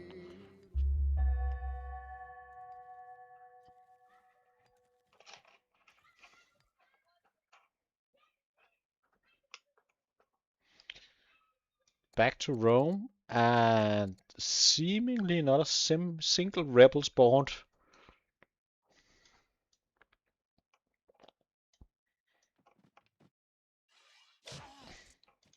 We got a ship. For what reason I do not know, but we do have a ship. You're gonna get the Great Stupa.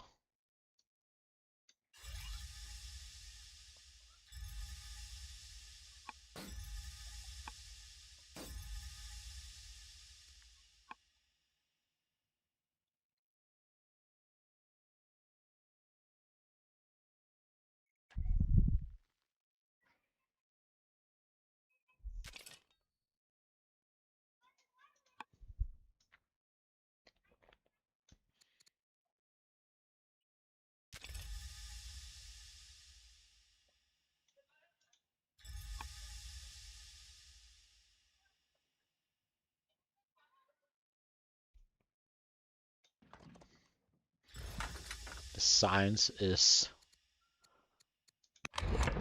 Look at the science rate. It's sort of crazy to me. And both very equal. They are, which I think is crazy, within 24 points of science after above 4,000 science. So equally matched. It's in its own right a very impressive and interesting game.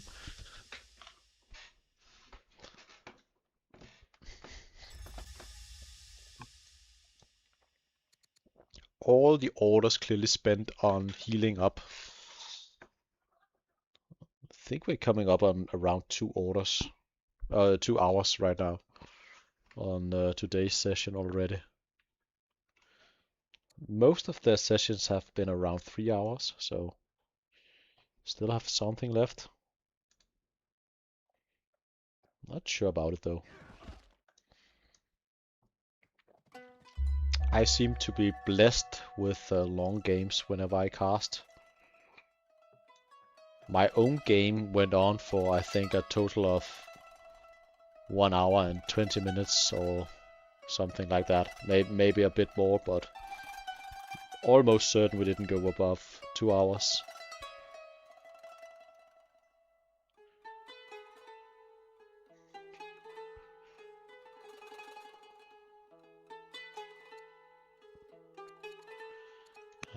Another Maceman spawned. That that tech is gonna give us so many troubles. If we leave this, the Danes are gonna take it back and they're just gonna spawn another unit, and we are forfeiting this. Which I think is probably the right call. Having an onager would be nice, or two. Just having one onager right here, shooting whichever unit is in range. But the discontent is really rough. At least we have riders with decent relation. They should be able to do a lot versus these furious families.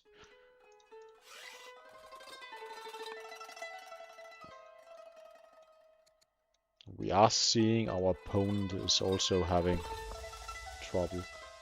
But we are still building this settler, and I believe this turn, this is gonna go right here. And rebuilding the bastion. Maybe we are just looking to farm events, guys. That is a strategy sometimes used. Having them, you know, starting from the scratch and rebuilding, farming a few events could honestly be a pretty good strategy.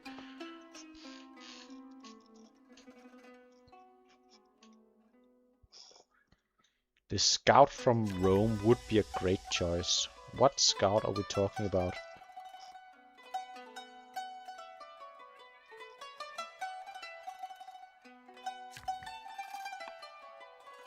Not sure what you're referring to.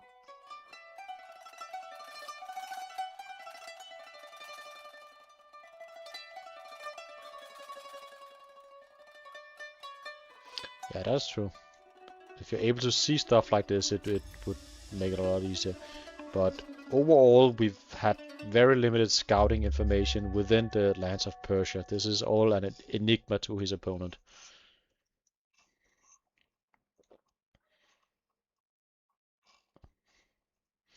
Back to Rome. Once more, rebel spawned. And dealing with these rebels are very annoying as our units are weak. They and again, I think we should count our blessings. We have 3 families with a negative opinion.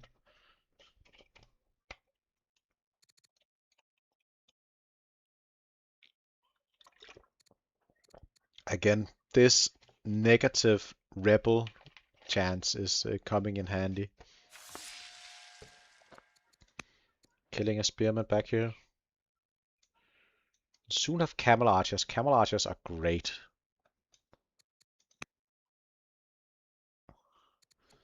We lost the Chancellor, our king husband. We did get a kid. How are we looking? We are only still alive. Yeah, the people are not satisfied in the lands. Very much not at all satisfied. The economy is all right, I'd say. At least we got a positive wood income. That helps a lot. But look how much we gotta commit to deal with one of these. That is very annoying. I'm concerned for Persia's current economy. What does the military... We are seeing Persia slowly climbing back again. Could maybe see another push in the beginning of next session. Be sure to tune in for that one. I know I'm memeing a bit, and I do apologize to the players if I mean no harm. I know a lot of players, myself included, are eager for this match to conclude, as this is the last match in the current round 1 of the community tournament. So we'll get the next bunch of matches as soon as this one is over, which is always exciting. So, but the players themselves, they are very much doing their best to just continue on. So, and they should.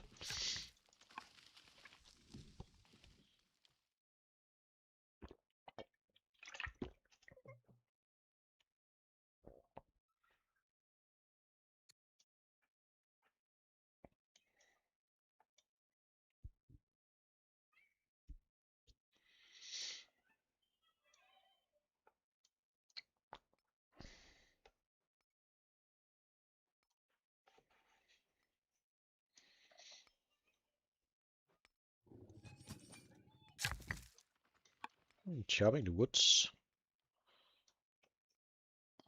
We are floating orders clearly. We're selling the wood to cover our debts. Wood is the one resource still. Oh, actually, iron is also still worth quite a lot. But the resources overall are pretty good in Rome, whereas I'd argue we have a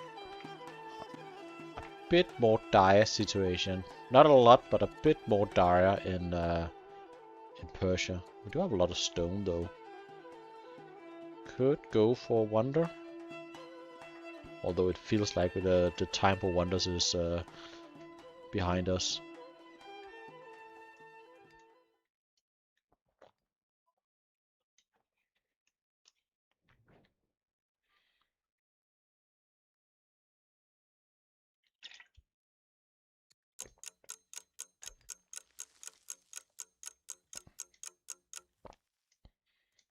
We do also actually have a instance right here. I didn't see that earlier.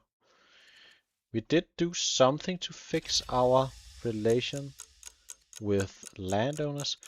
I believe we put on a chancellor. Maybe that's gonna help a bit. I think the Grand Vizier is doing some decent choices so far.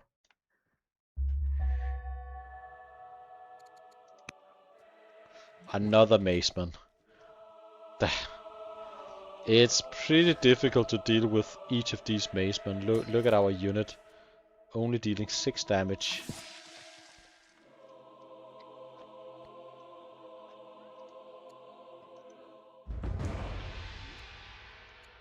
Very much an issue.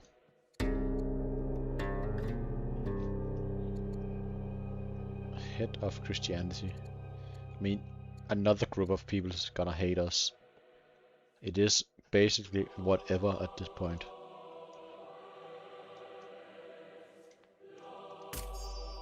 It did connect with this city as of yet. The Danes.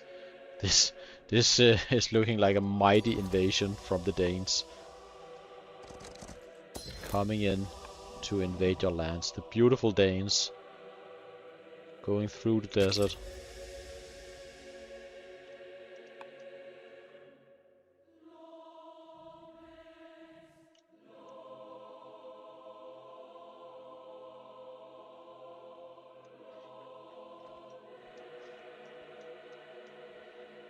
How many Danes? 1, 2, 3, 4, 5, 6, 7, 8, 9, 10, 11. It's basically a football team coming in hot.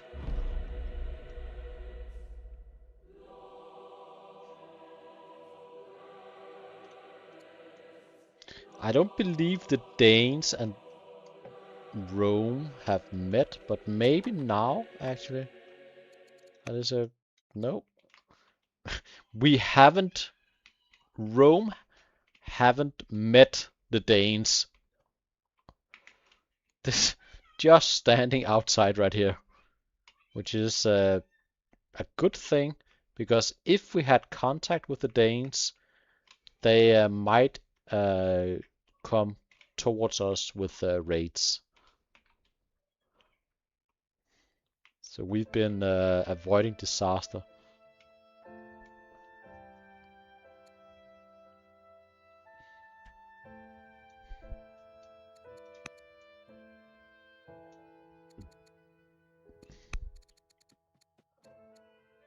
More and more from this family are just following Judaism.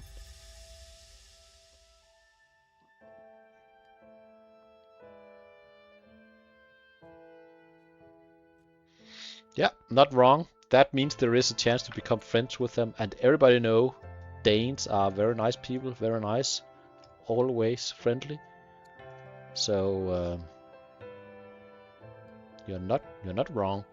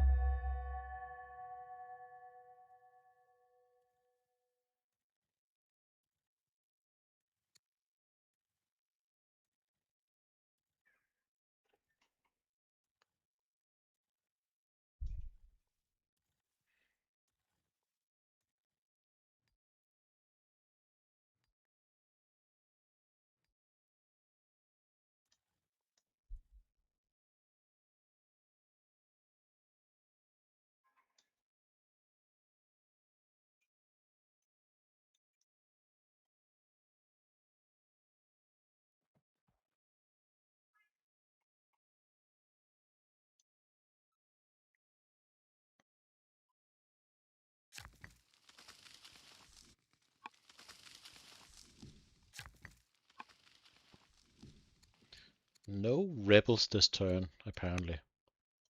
So that's always positive.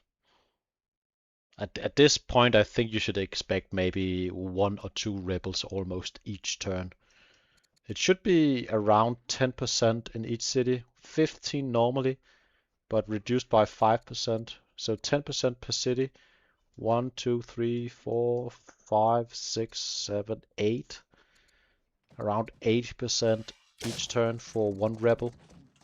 A bit less in the landowners. 1, 2, 3 cities.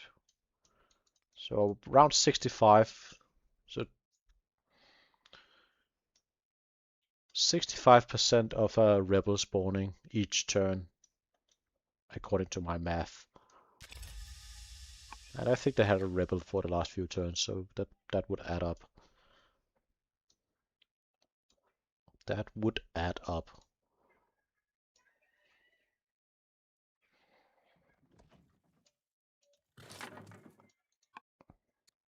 What is the power graph looking like? We've had some good turns for Rome. And we've built camels. Camels are one of my favorite units sometimes.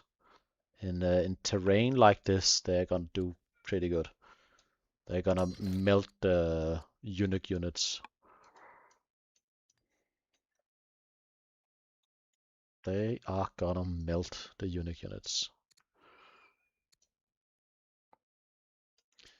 did we remove? Didn't we have Jade going to the champs earlier? Or am I mistaken? Refused our ambition. I mean, the discontent is just slowly draining both empires' capacity of building. We never opted to build this fish. I think we simply forgot about it.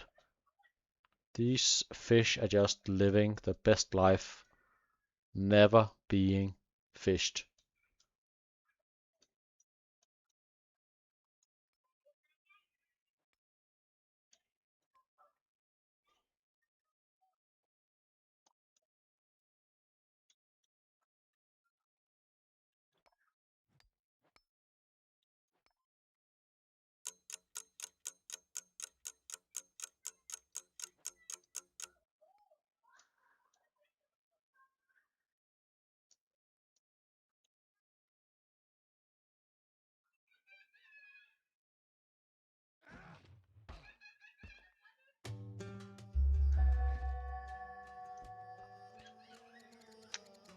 Back to Persia and oof, once more raid incoming. And I don't see any rebels this turn either. Ooh, we apparently got some sort of event, so we suddenly almost got a friendly rider family. One friendly family would do a lot right here. Our units are gonna have a 40% difference in power level. That could really change the battle. Not certain we're gonna realize that, but in theory. And we've met the Danes. We have contact. We are witnessing the Danes. We see the Danes. Currently, we are holding a truce with the Danes, but if we went to war with the Danes,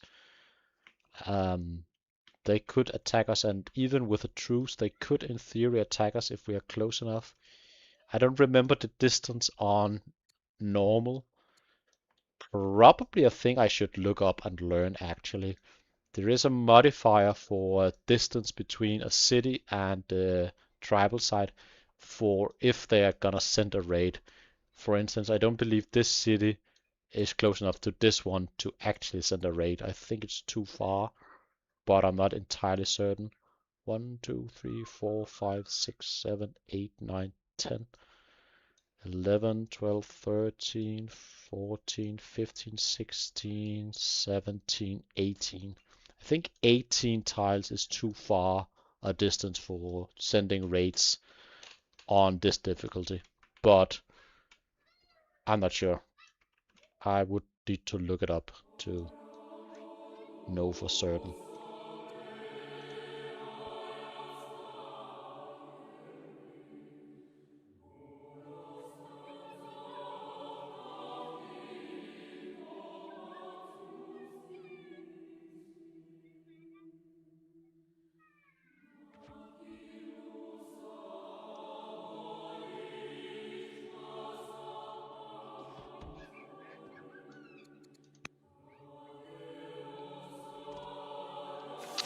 We're gonna clear that one. Nice. I'm surprised the Danes didn't opt to go for this side. I would think their AI was to go in and rebuild this side, but again, someone with more knowledge than me should come in and help me.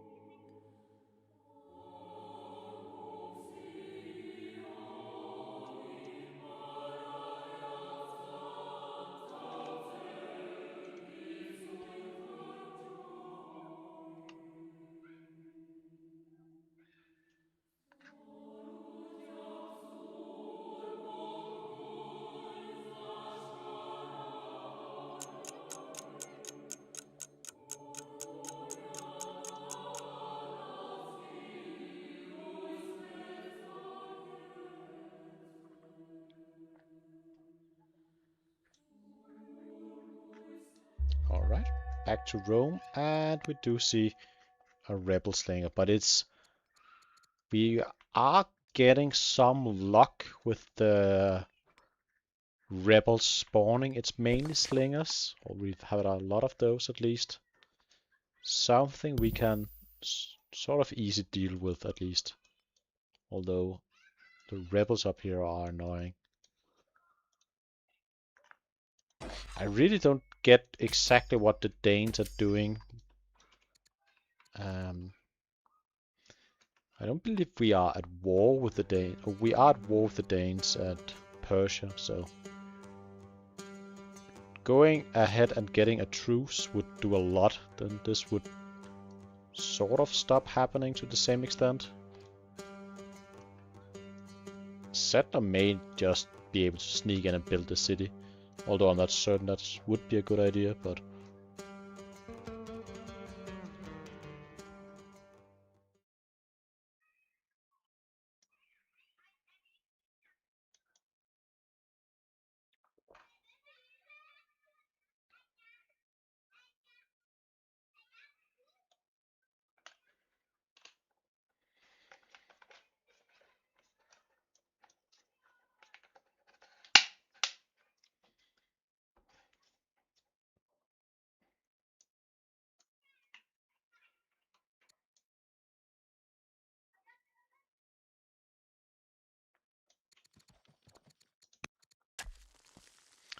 we are actually sort of fixing this family's opinion, which is great.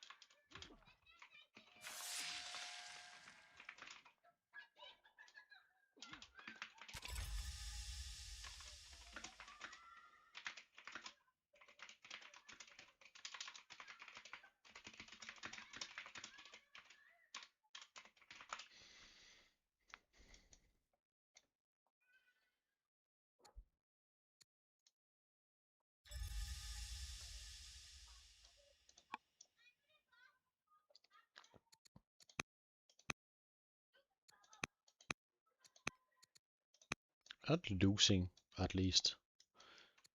This money pattern is awful. We did get a schemer on our spy master, which is always great. You like that a lot. That is a lot of science, and especially with such a low science game as this one.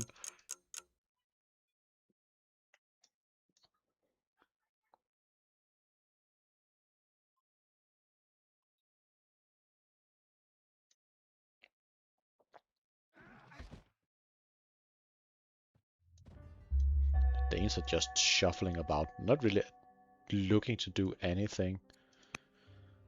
Another slinger spawned. I mean, at least it's not anything more.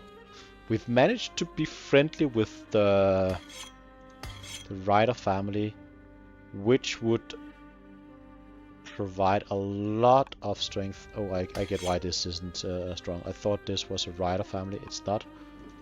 This is Rider family. We built a fort right here. Interesting.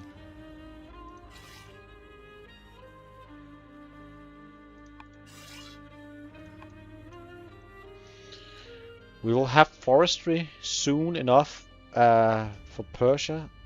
It's gonna be very nice to actually be able to build a few lumber mills eventually. Although most of the forests have been cut down, we are still having some woods in our empire. Should help a little bit.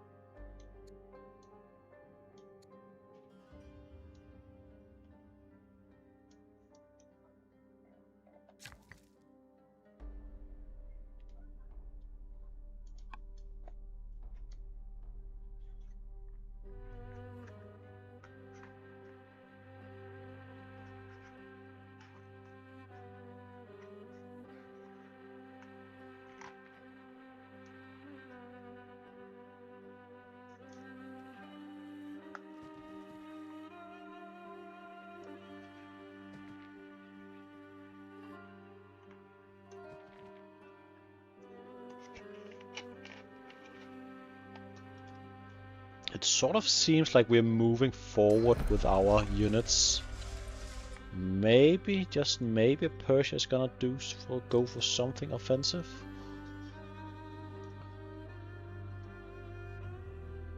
I like the building of offices. That seems like the right choice. Trapper. I mean, that's crazy to me. We never built a trapper in a hunter seat, and it's... This should maybe have been the first unit specialist we built. Better late than never, I think.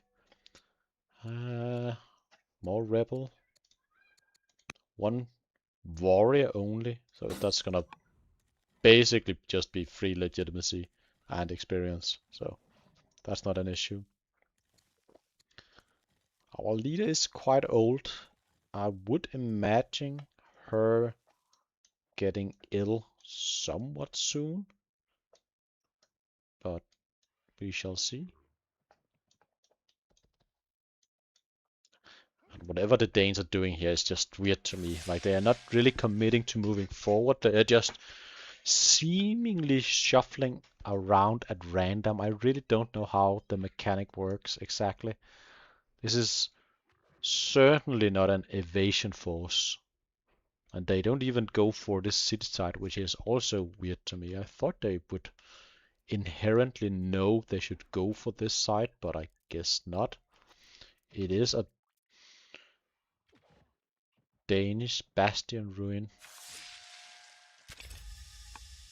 Yeah, I'm puzzled, to say the least. We are bringing our chariot down. Are we looking at all this and thinking we may be scared currently? What is the military score? The military score is... I mean, it's sort of close once more. They are really doing a great job at staying very close to one another on all the metrics. We've got the exact same number of orders per turn. It is impressive, guys. It's like figure skating.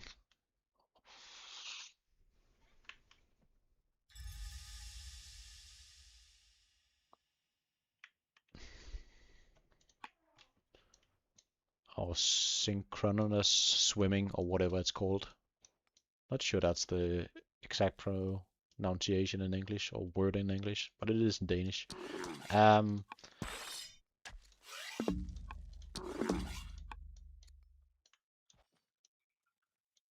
Lovely to have the camels join the fray. The camels are swift, mobile, and gonna do excellent versus your opponent. Look at the damage to the Paulton cavalry. So that's gonna be nice. Back to a negative 100. Again, we do have a risk of rebels.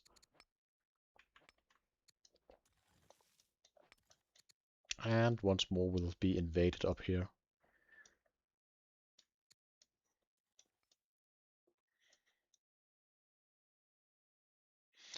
Never got around to spread our religion to 8 cities. Seemingly we stopped short of these 2 cities. It would be pretty nice to get that legitimacy.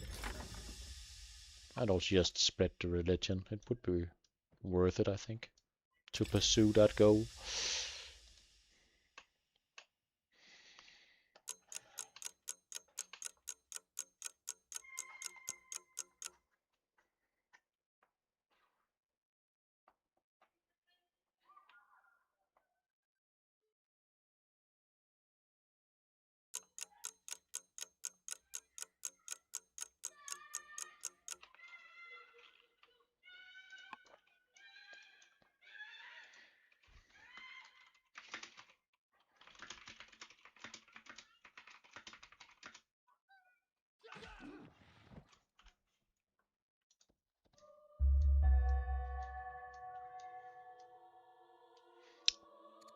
Back to Persia, and it's gonna be a pretty good Persia turn.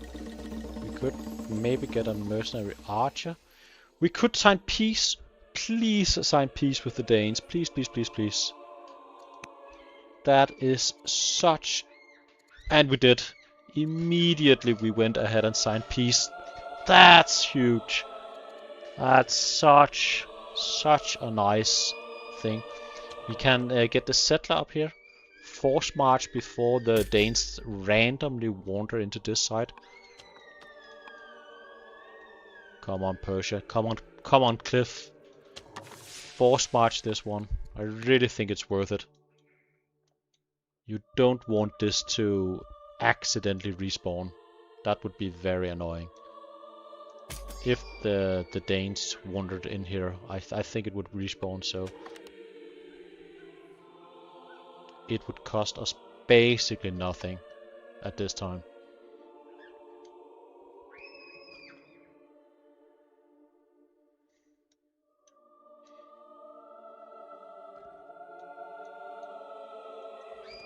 Are we going back to fighting the Danes?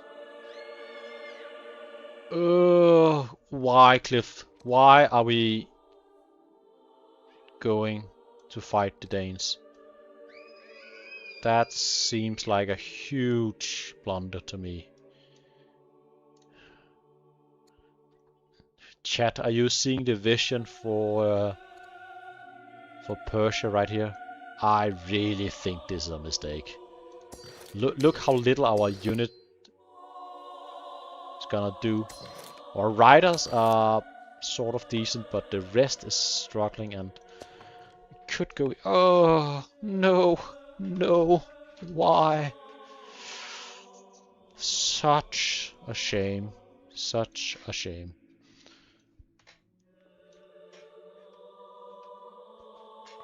A moment, I'll have someone at the door.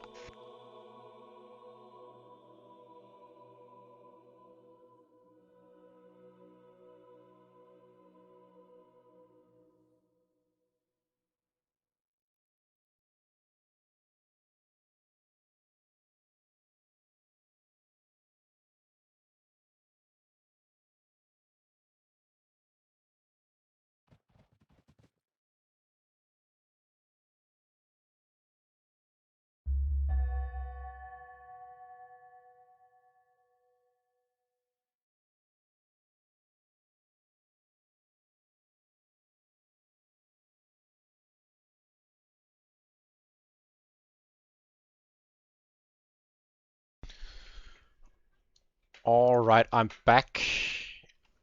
Did we... We didn't go to war, not as of yet, but holy shit, this could be a blunder.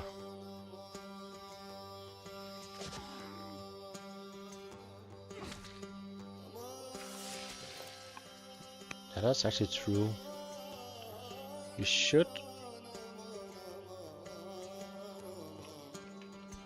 as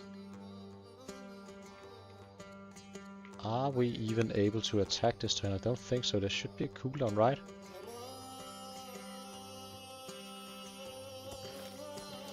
I'm actually not certain. It doesn't say right here. Oh, this is ask to declare war, that's not to break peace. Yeah, we shall see. I might learn something today. Another spearman, apparently spawned. Another spearman, apparently dead. We are cursed and we own the mysterious sword. I like to see it. We have a bit more action up here, and our unit is going back north. We are opting to go for mana, which I think would be great. Having conscripts, always nice, and some decent laws. Although maybe I would have opted to go for citizenship first. But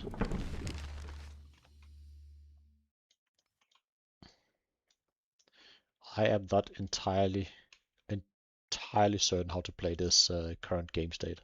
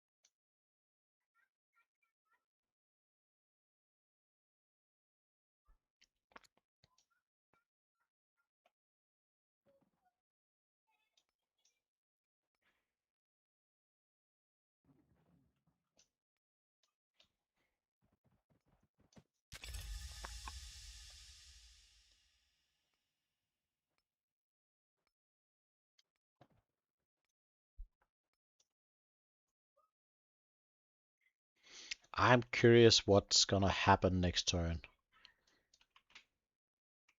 But you don't want to be fighting the Danes currently. Do have the ambition, but that's not at all worth it. It's not at all worth it. We were given a golden opportunity to take the peace and not having to worry about the Danes. If they were to raid anyone, it would be Rome. So it's a whole lot of headache for no reason at all. We are going for citizenship in... What options did we have? Yeah, I see. Probably reasonable to go for citizenship here. Never got around to build a lot of shrines. Alright. Rebel Axeman, that's... could be worse. Yeah, look, this is what I said. A random Dane walked right in here and clearly took... We are going further north. We clearly have some kind of idea about what we would like to do. But what? Is this gonna be an attack in this direction? I'm puzzled. I mean, I like it. It's something to talk about, but... Oh... That's not great. Too expensive. What else? Court Scholar, probably some kind of Court Scholar.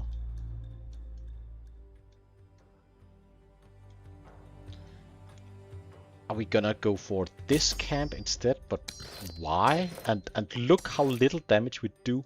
It's gonna take forever forever to kill this.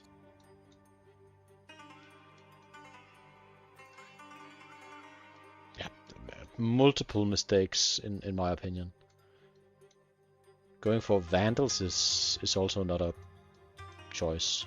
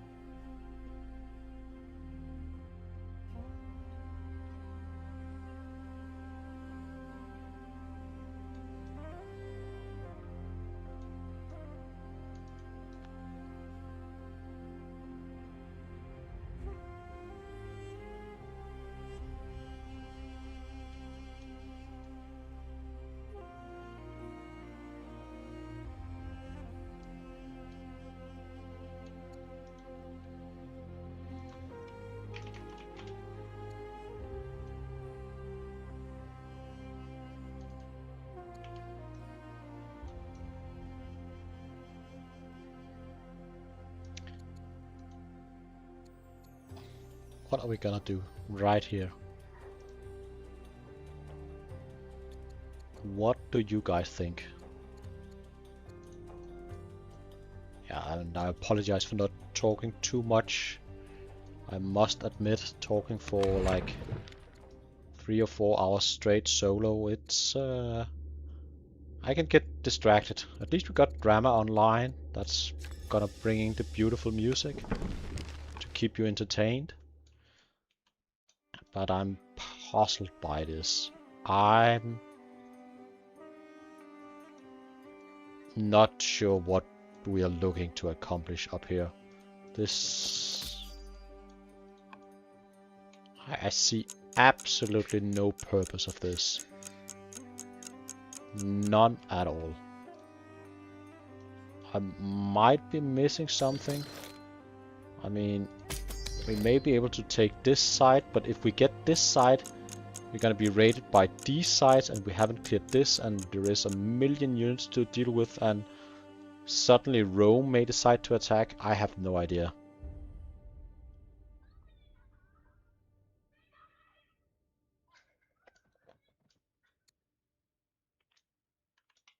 Back to Rome. And the architect. We've started the Mahavirara. So another wonder coming in hot. We are looking to win by points eventually in Rome. But it's gonna be a little while. Not the greatest of events, I'd say. Still having a lot of issues with the family. It is slowly getting better.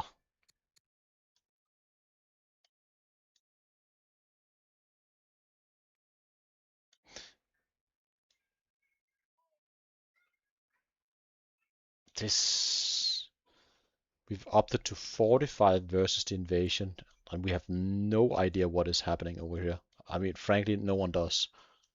So, but if the game state doesn't change, and I don't see it's going to change, Rome is slowly gonna run away with it, I think. They have a bit better economy, bit better science. But it's not at all impossible for Rome to throw this away.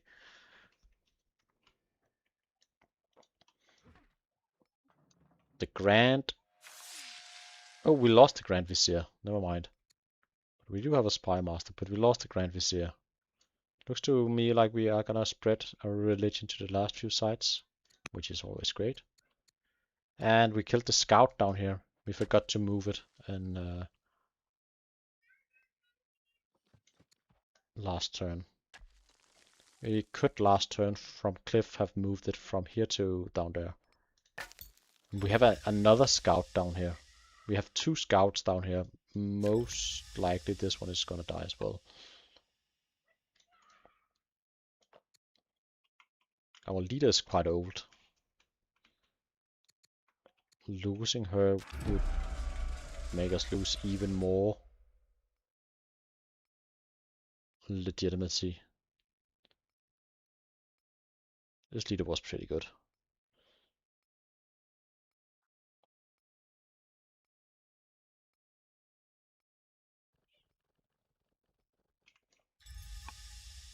Camels coming in hot. I did this. No idea what we are seeing here.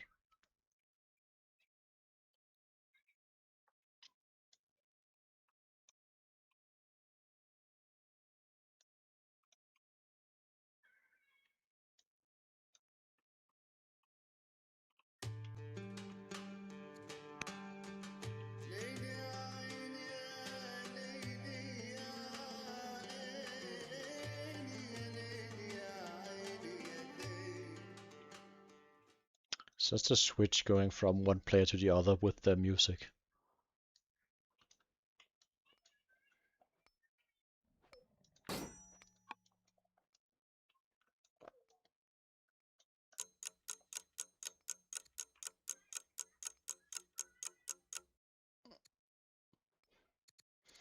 Hey, no longer furious, as we found another luxury resource to give them.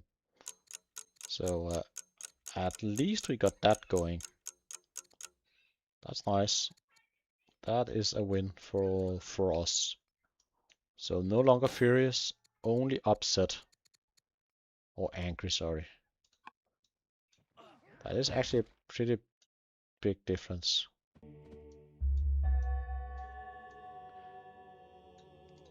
It would seem these guys spawned and they're gonna raid Rome actually.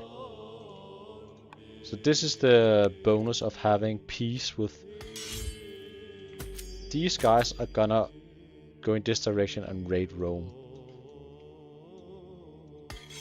What are we doing? Are we attempting to attack up here?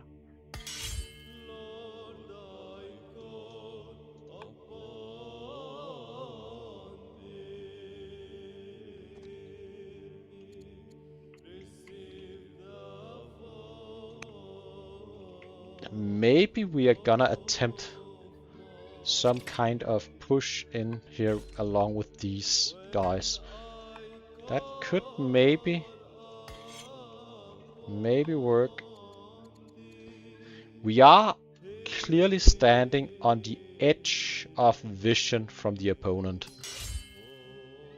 So this may be the idea to join forces with the raiders from the Vandals and go in here and attack. But it is only spearmen defending up here, all standing in forests, versus our very much ranged mounted units. So we have the exact wrong composition. Although a maceman would go pretty hard. One maceman right here would do a lot of work. But the issue with this idea, while I think in theory it sounds nice, it's gonna be reinforced pretty fast by Rome. They have a lot of orders, have extra movement.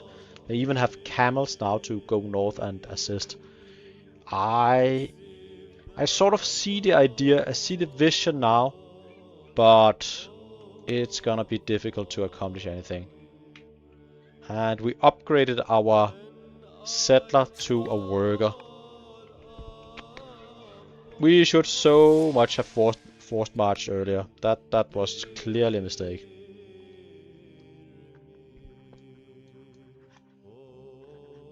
clearly a mistake.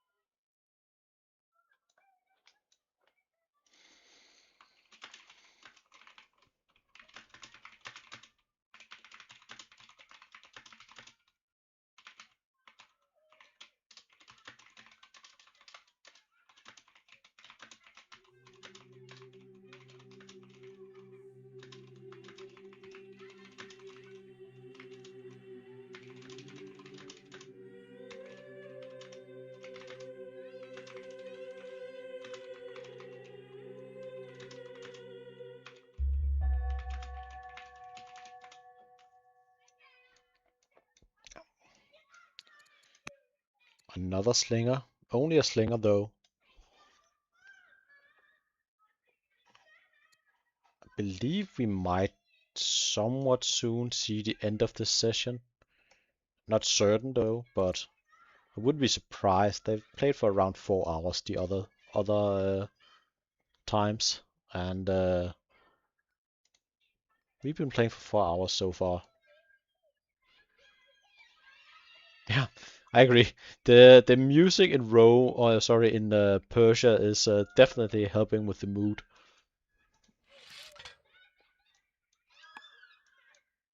Oh, we got an elephant somehow. Did we build it? Did I miss it? I might have missed it. Or did we get an event?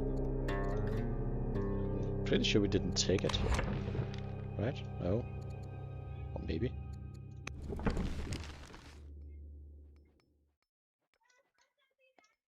Maybe we just straight up teched an elephant and I missed it.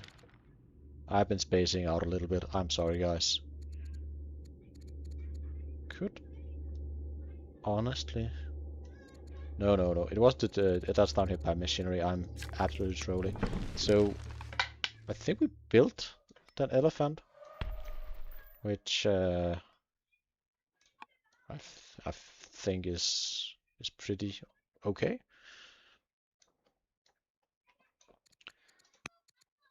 Ooh, the family opinion is back to being furious. Back to not being satisfied at all with our rule.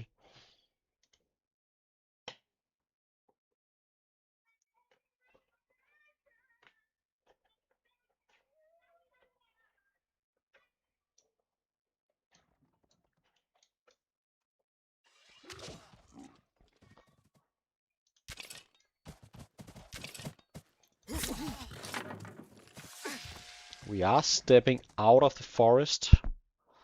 Do we know there's a risk? I wonder if we're gonna step out of this forest as well. But this force should do all right versus this force. So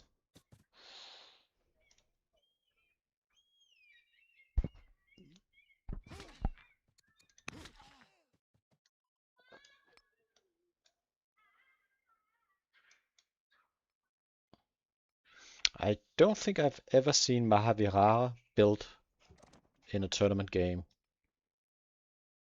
I really don't consider this a great wonder. I recently did a video with Alcaraz where we attempted to rank all the wonders, and we both agreed that was clearly not a wonder you'd like to go for.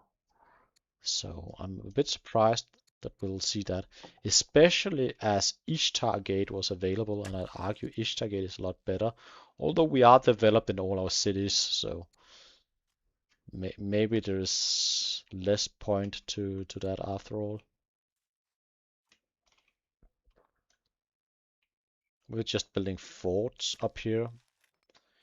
While they may seem very nice, these forts, in theory, the opponent could go up and take the forts. It's not always a good idea to build forts on neutral ground. if your opponent is able to push you out, they will get the fort for themselves.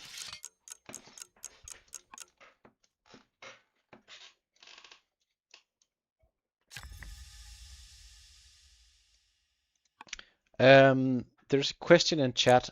You can, if you go down here to this show rival player visibility, and if you press this button, you can tell all the white area right here. That's the vision with your current information about your opponent. And if there were an invisible scout right here, you wouldn't be able to tell their vision, but this just takes into account what the game already tells you, and you know for a fact there is a border over here, and if there were a unit you could see right here, it would adjust accordingly.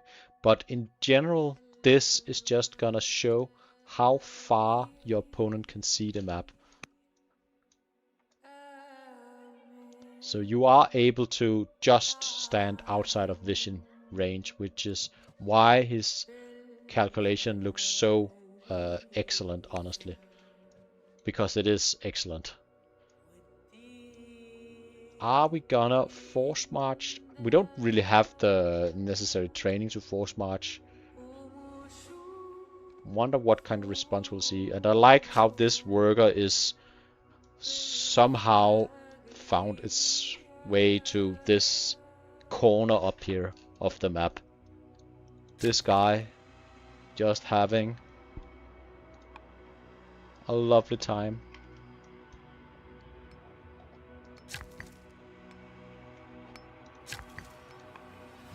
Is the worker actually a she? It honestly looks like it. I've never looked in. This is definitely oh, they come in two genders. I see. Not really modern, so this is a girl going on and exploring. What a lovely girl. What a lovely woman. Good luck, my girl.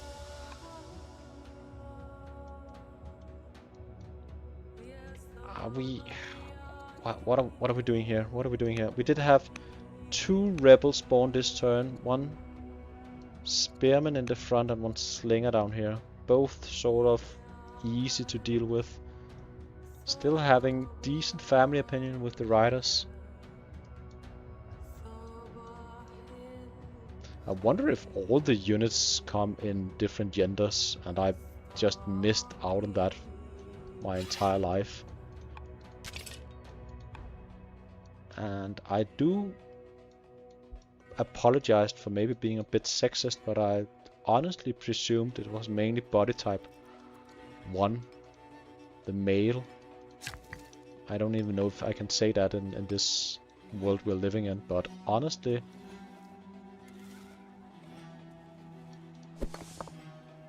it looks to be mainly males, but we do have female workers. I don't know what that says about society.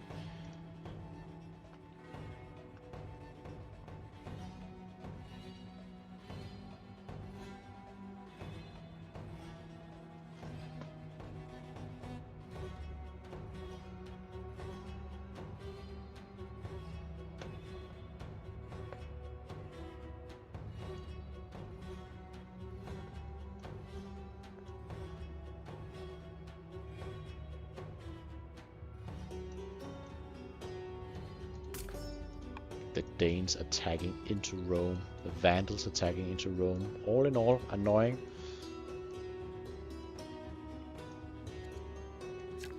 Have a lot of workers not really doing anything. These disciples have been standing around doing nothing in forever. Did we ever spread our Zoroastrianism? 4 cities, we could in theory build it in a few more cities. Could also honestly maybe adopt Zoroastrianism instead of paganism at some point, although none of our families are following it, so that doesn't really make sense. We are building roads, arguably finally.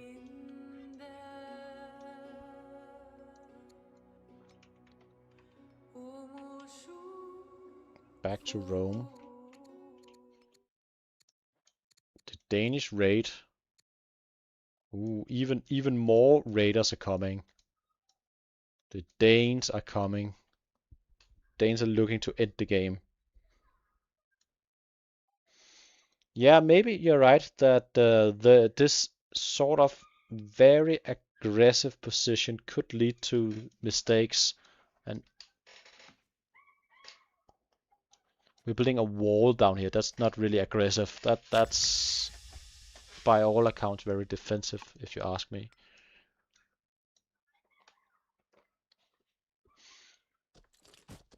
Do have a decent force up here. And we promoted our leader up here, so we are able to stun.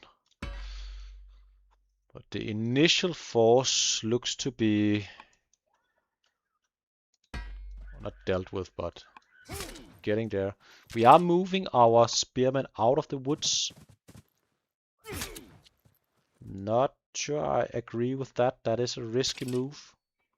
And if we're looking to kill this one, we will need to bring out more units. We are standing in the woods. What's gonna be the idea right here? We're building a warrior of all things. Was that really the best we can do? Farmer, disciple, war elephant. We are clearly building war elephants down here, and I missed it. Gardener. Status, camel archer, chariot. I mean, I sort of I dig most of our build queues. But it's crazy to me our science isn't greater. So we let this one live. It's gonna deal 8 damage. We're being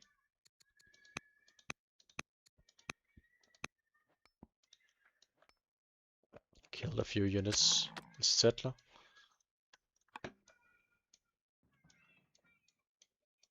And all these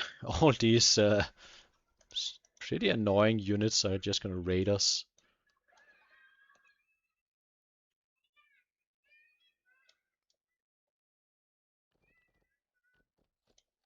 I sort of see the idea about this, but I'm curious what we're gonna see happen. But if Rome makes some mistakes, this could be quite punishing. Could also be quite expensive if Persia makes a lot of mistakes right here. But it's interesting at least.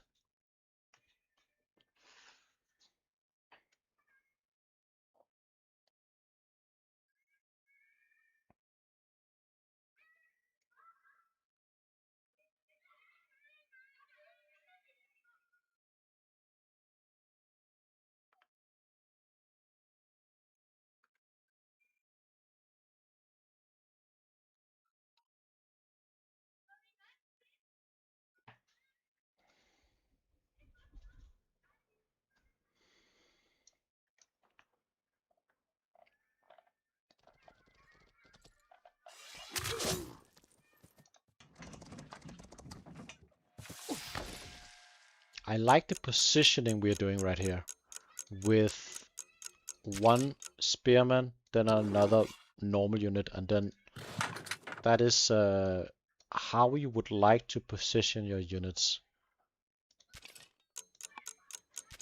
And there is a lot of reinforcement sort of close, so this, while it looks scary, I don't think this gonna do a lot. And it looks like we are coming up on a break in today's session. May we stop here?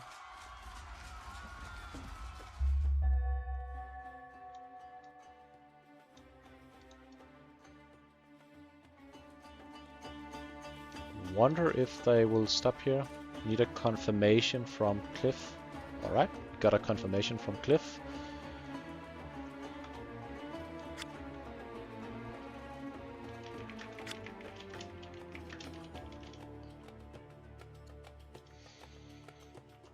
Alright, looks like this will be the last action for today's match between Cliff and Lerrike. I'll be back in approximately 3 hours with Hazard versus Alcaraz, and we'll see if that one is going to conclude. This game currently looks like we could go into a pretty long session 5, perhaps 6 as well.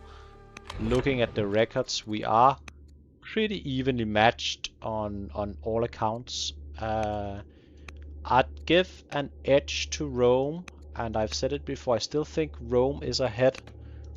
Not by a lot, but we recently took a decisive lead in science. But honestly, I think anyone could win this game. Nothing is decided. I hope you enjoyed today's session, and as always, thank you for watching, and see you guys next time. Bye bye.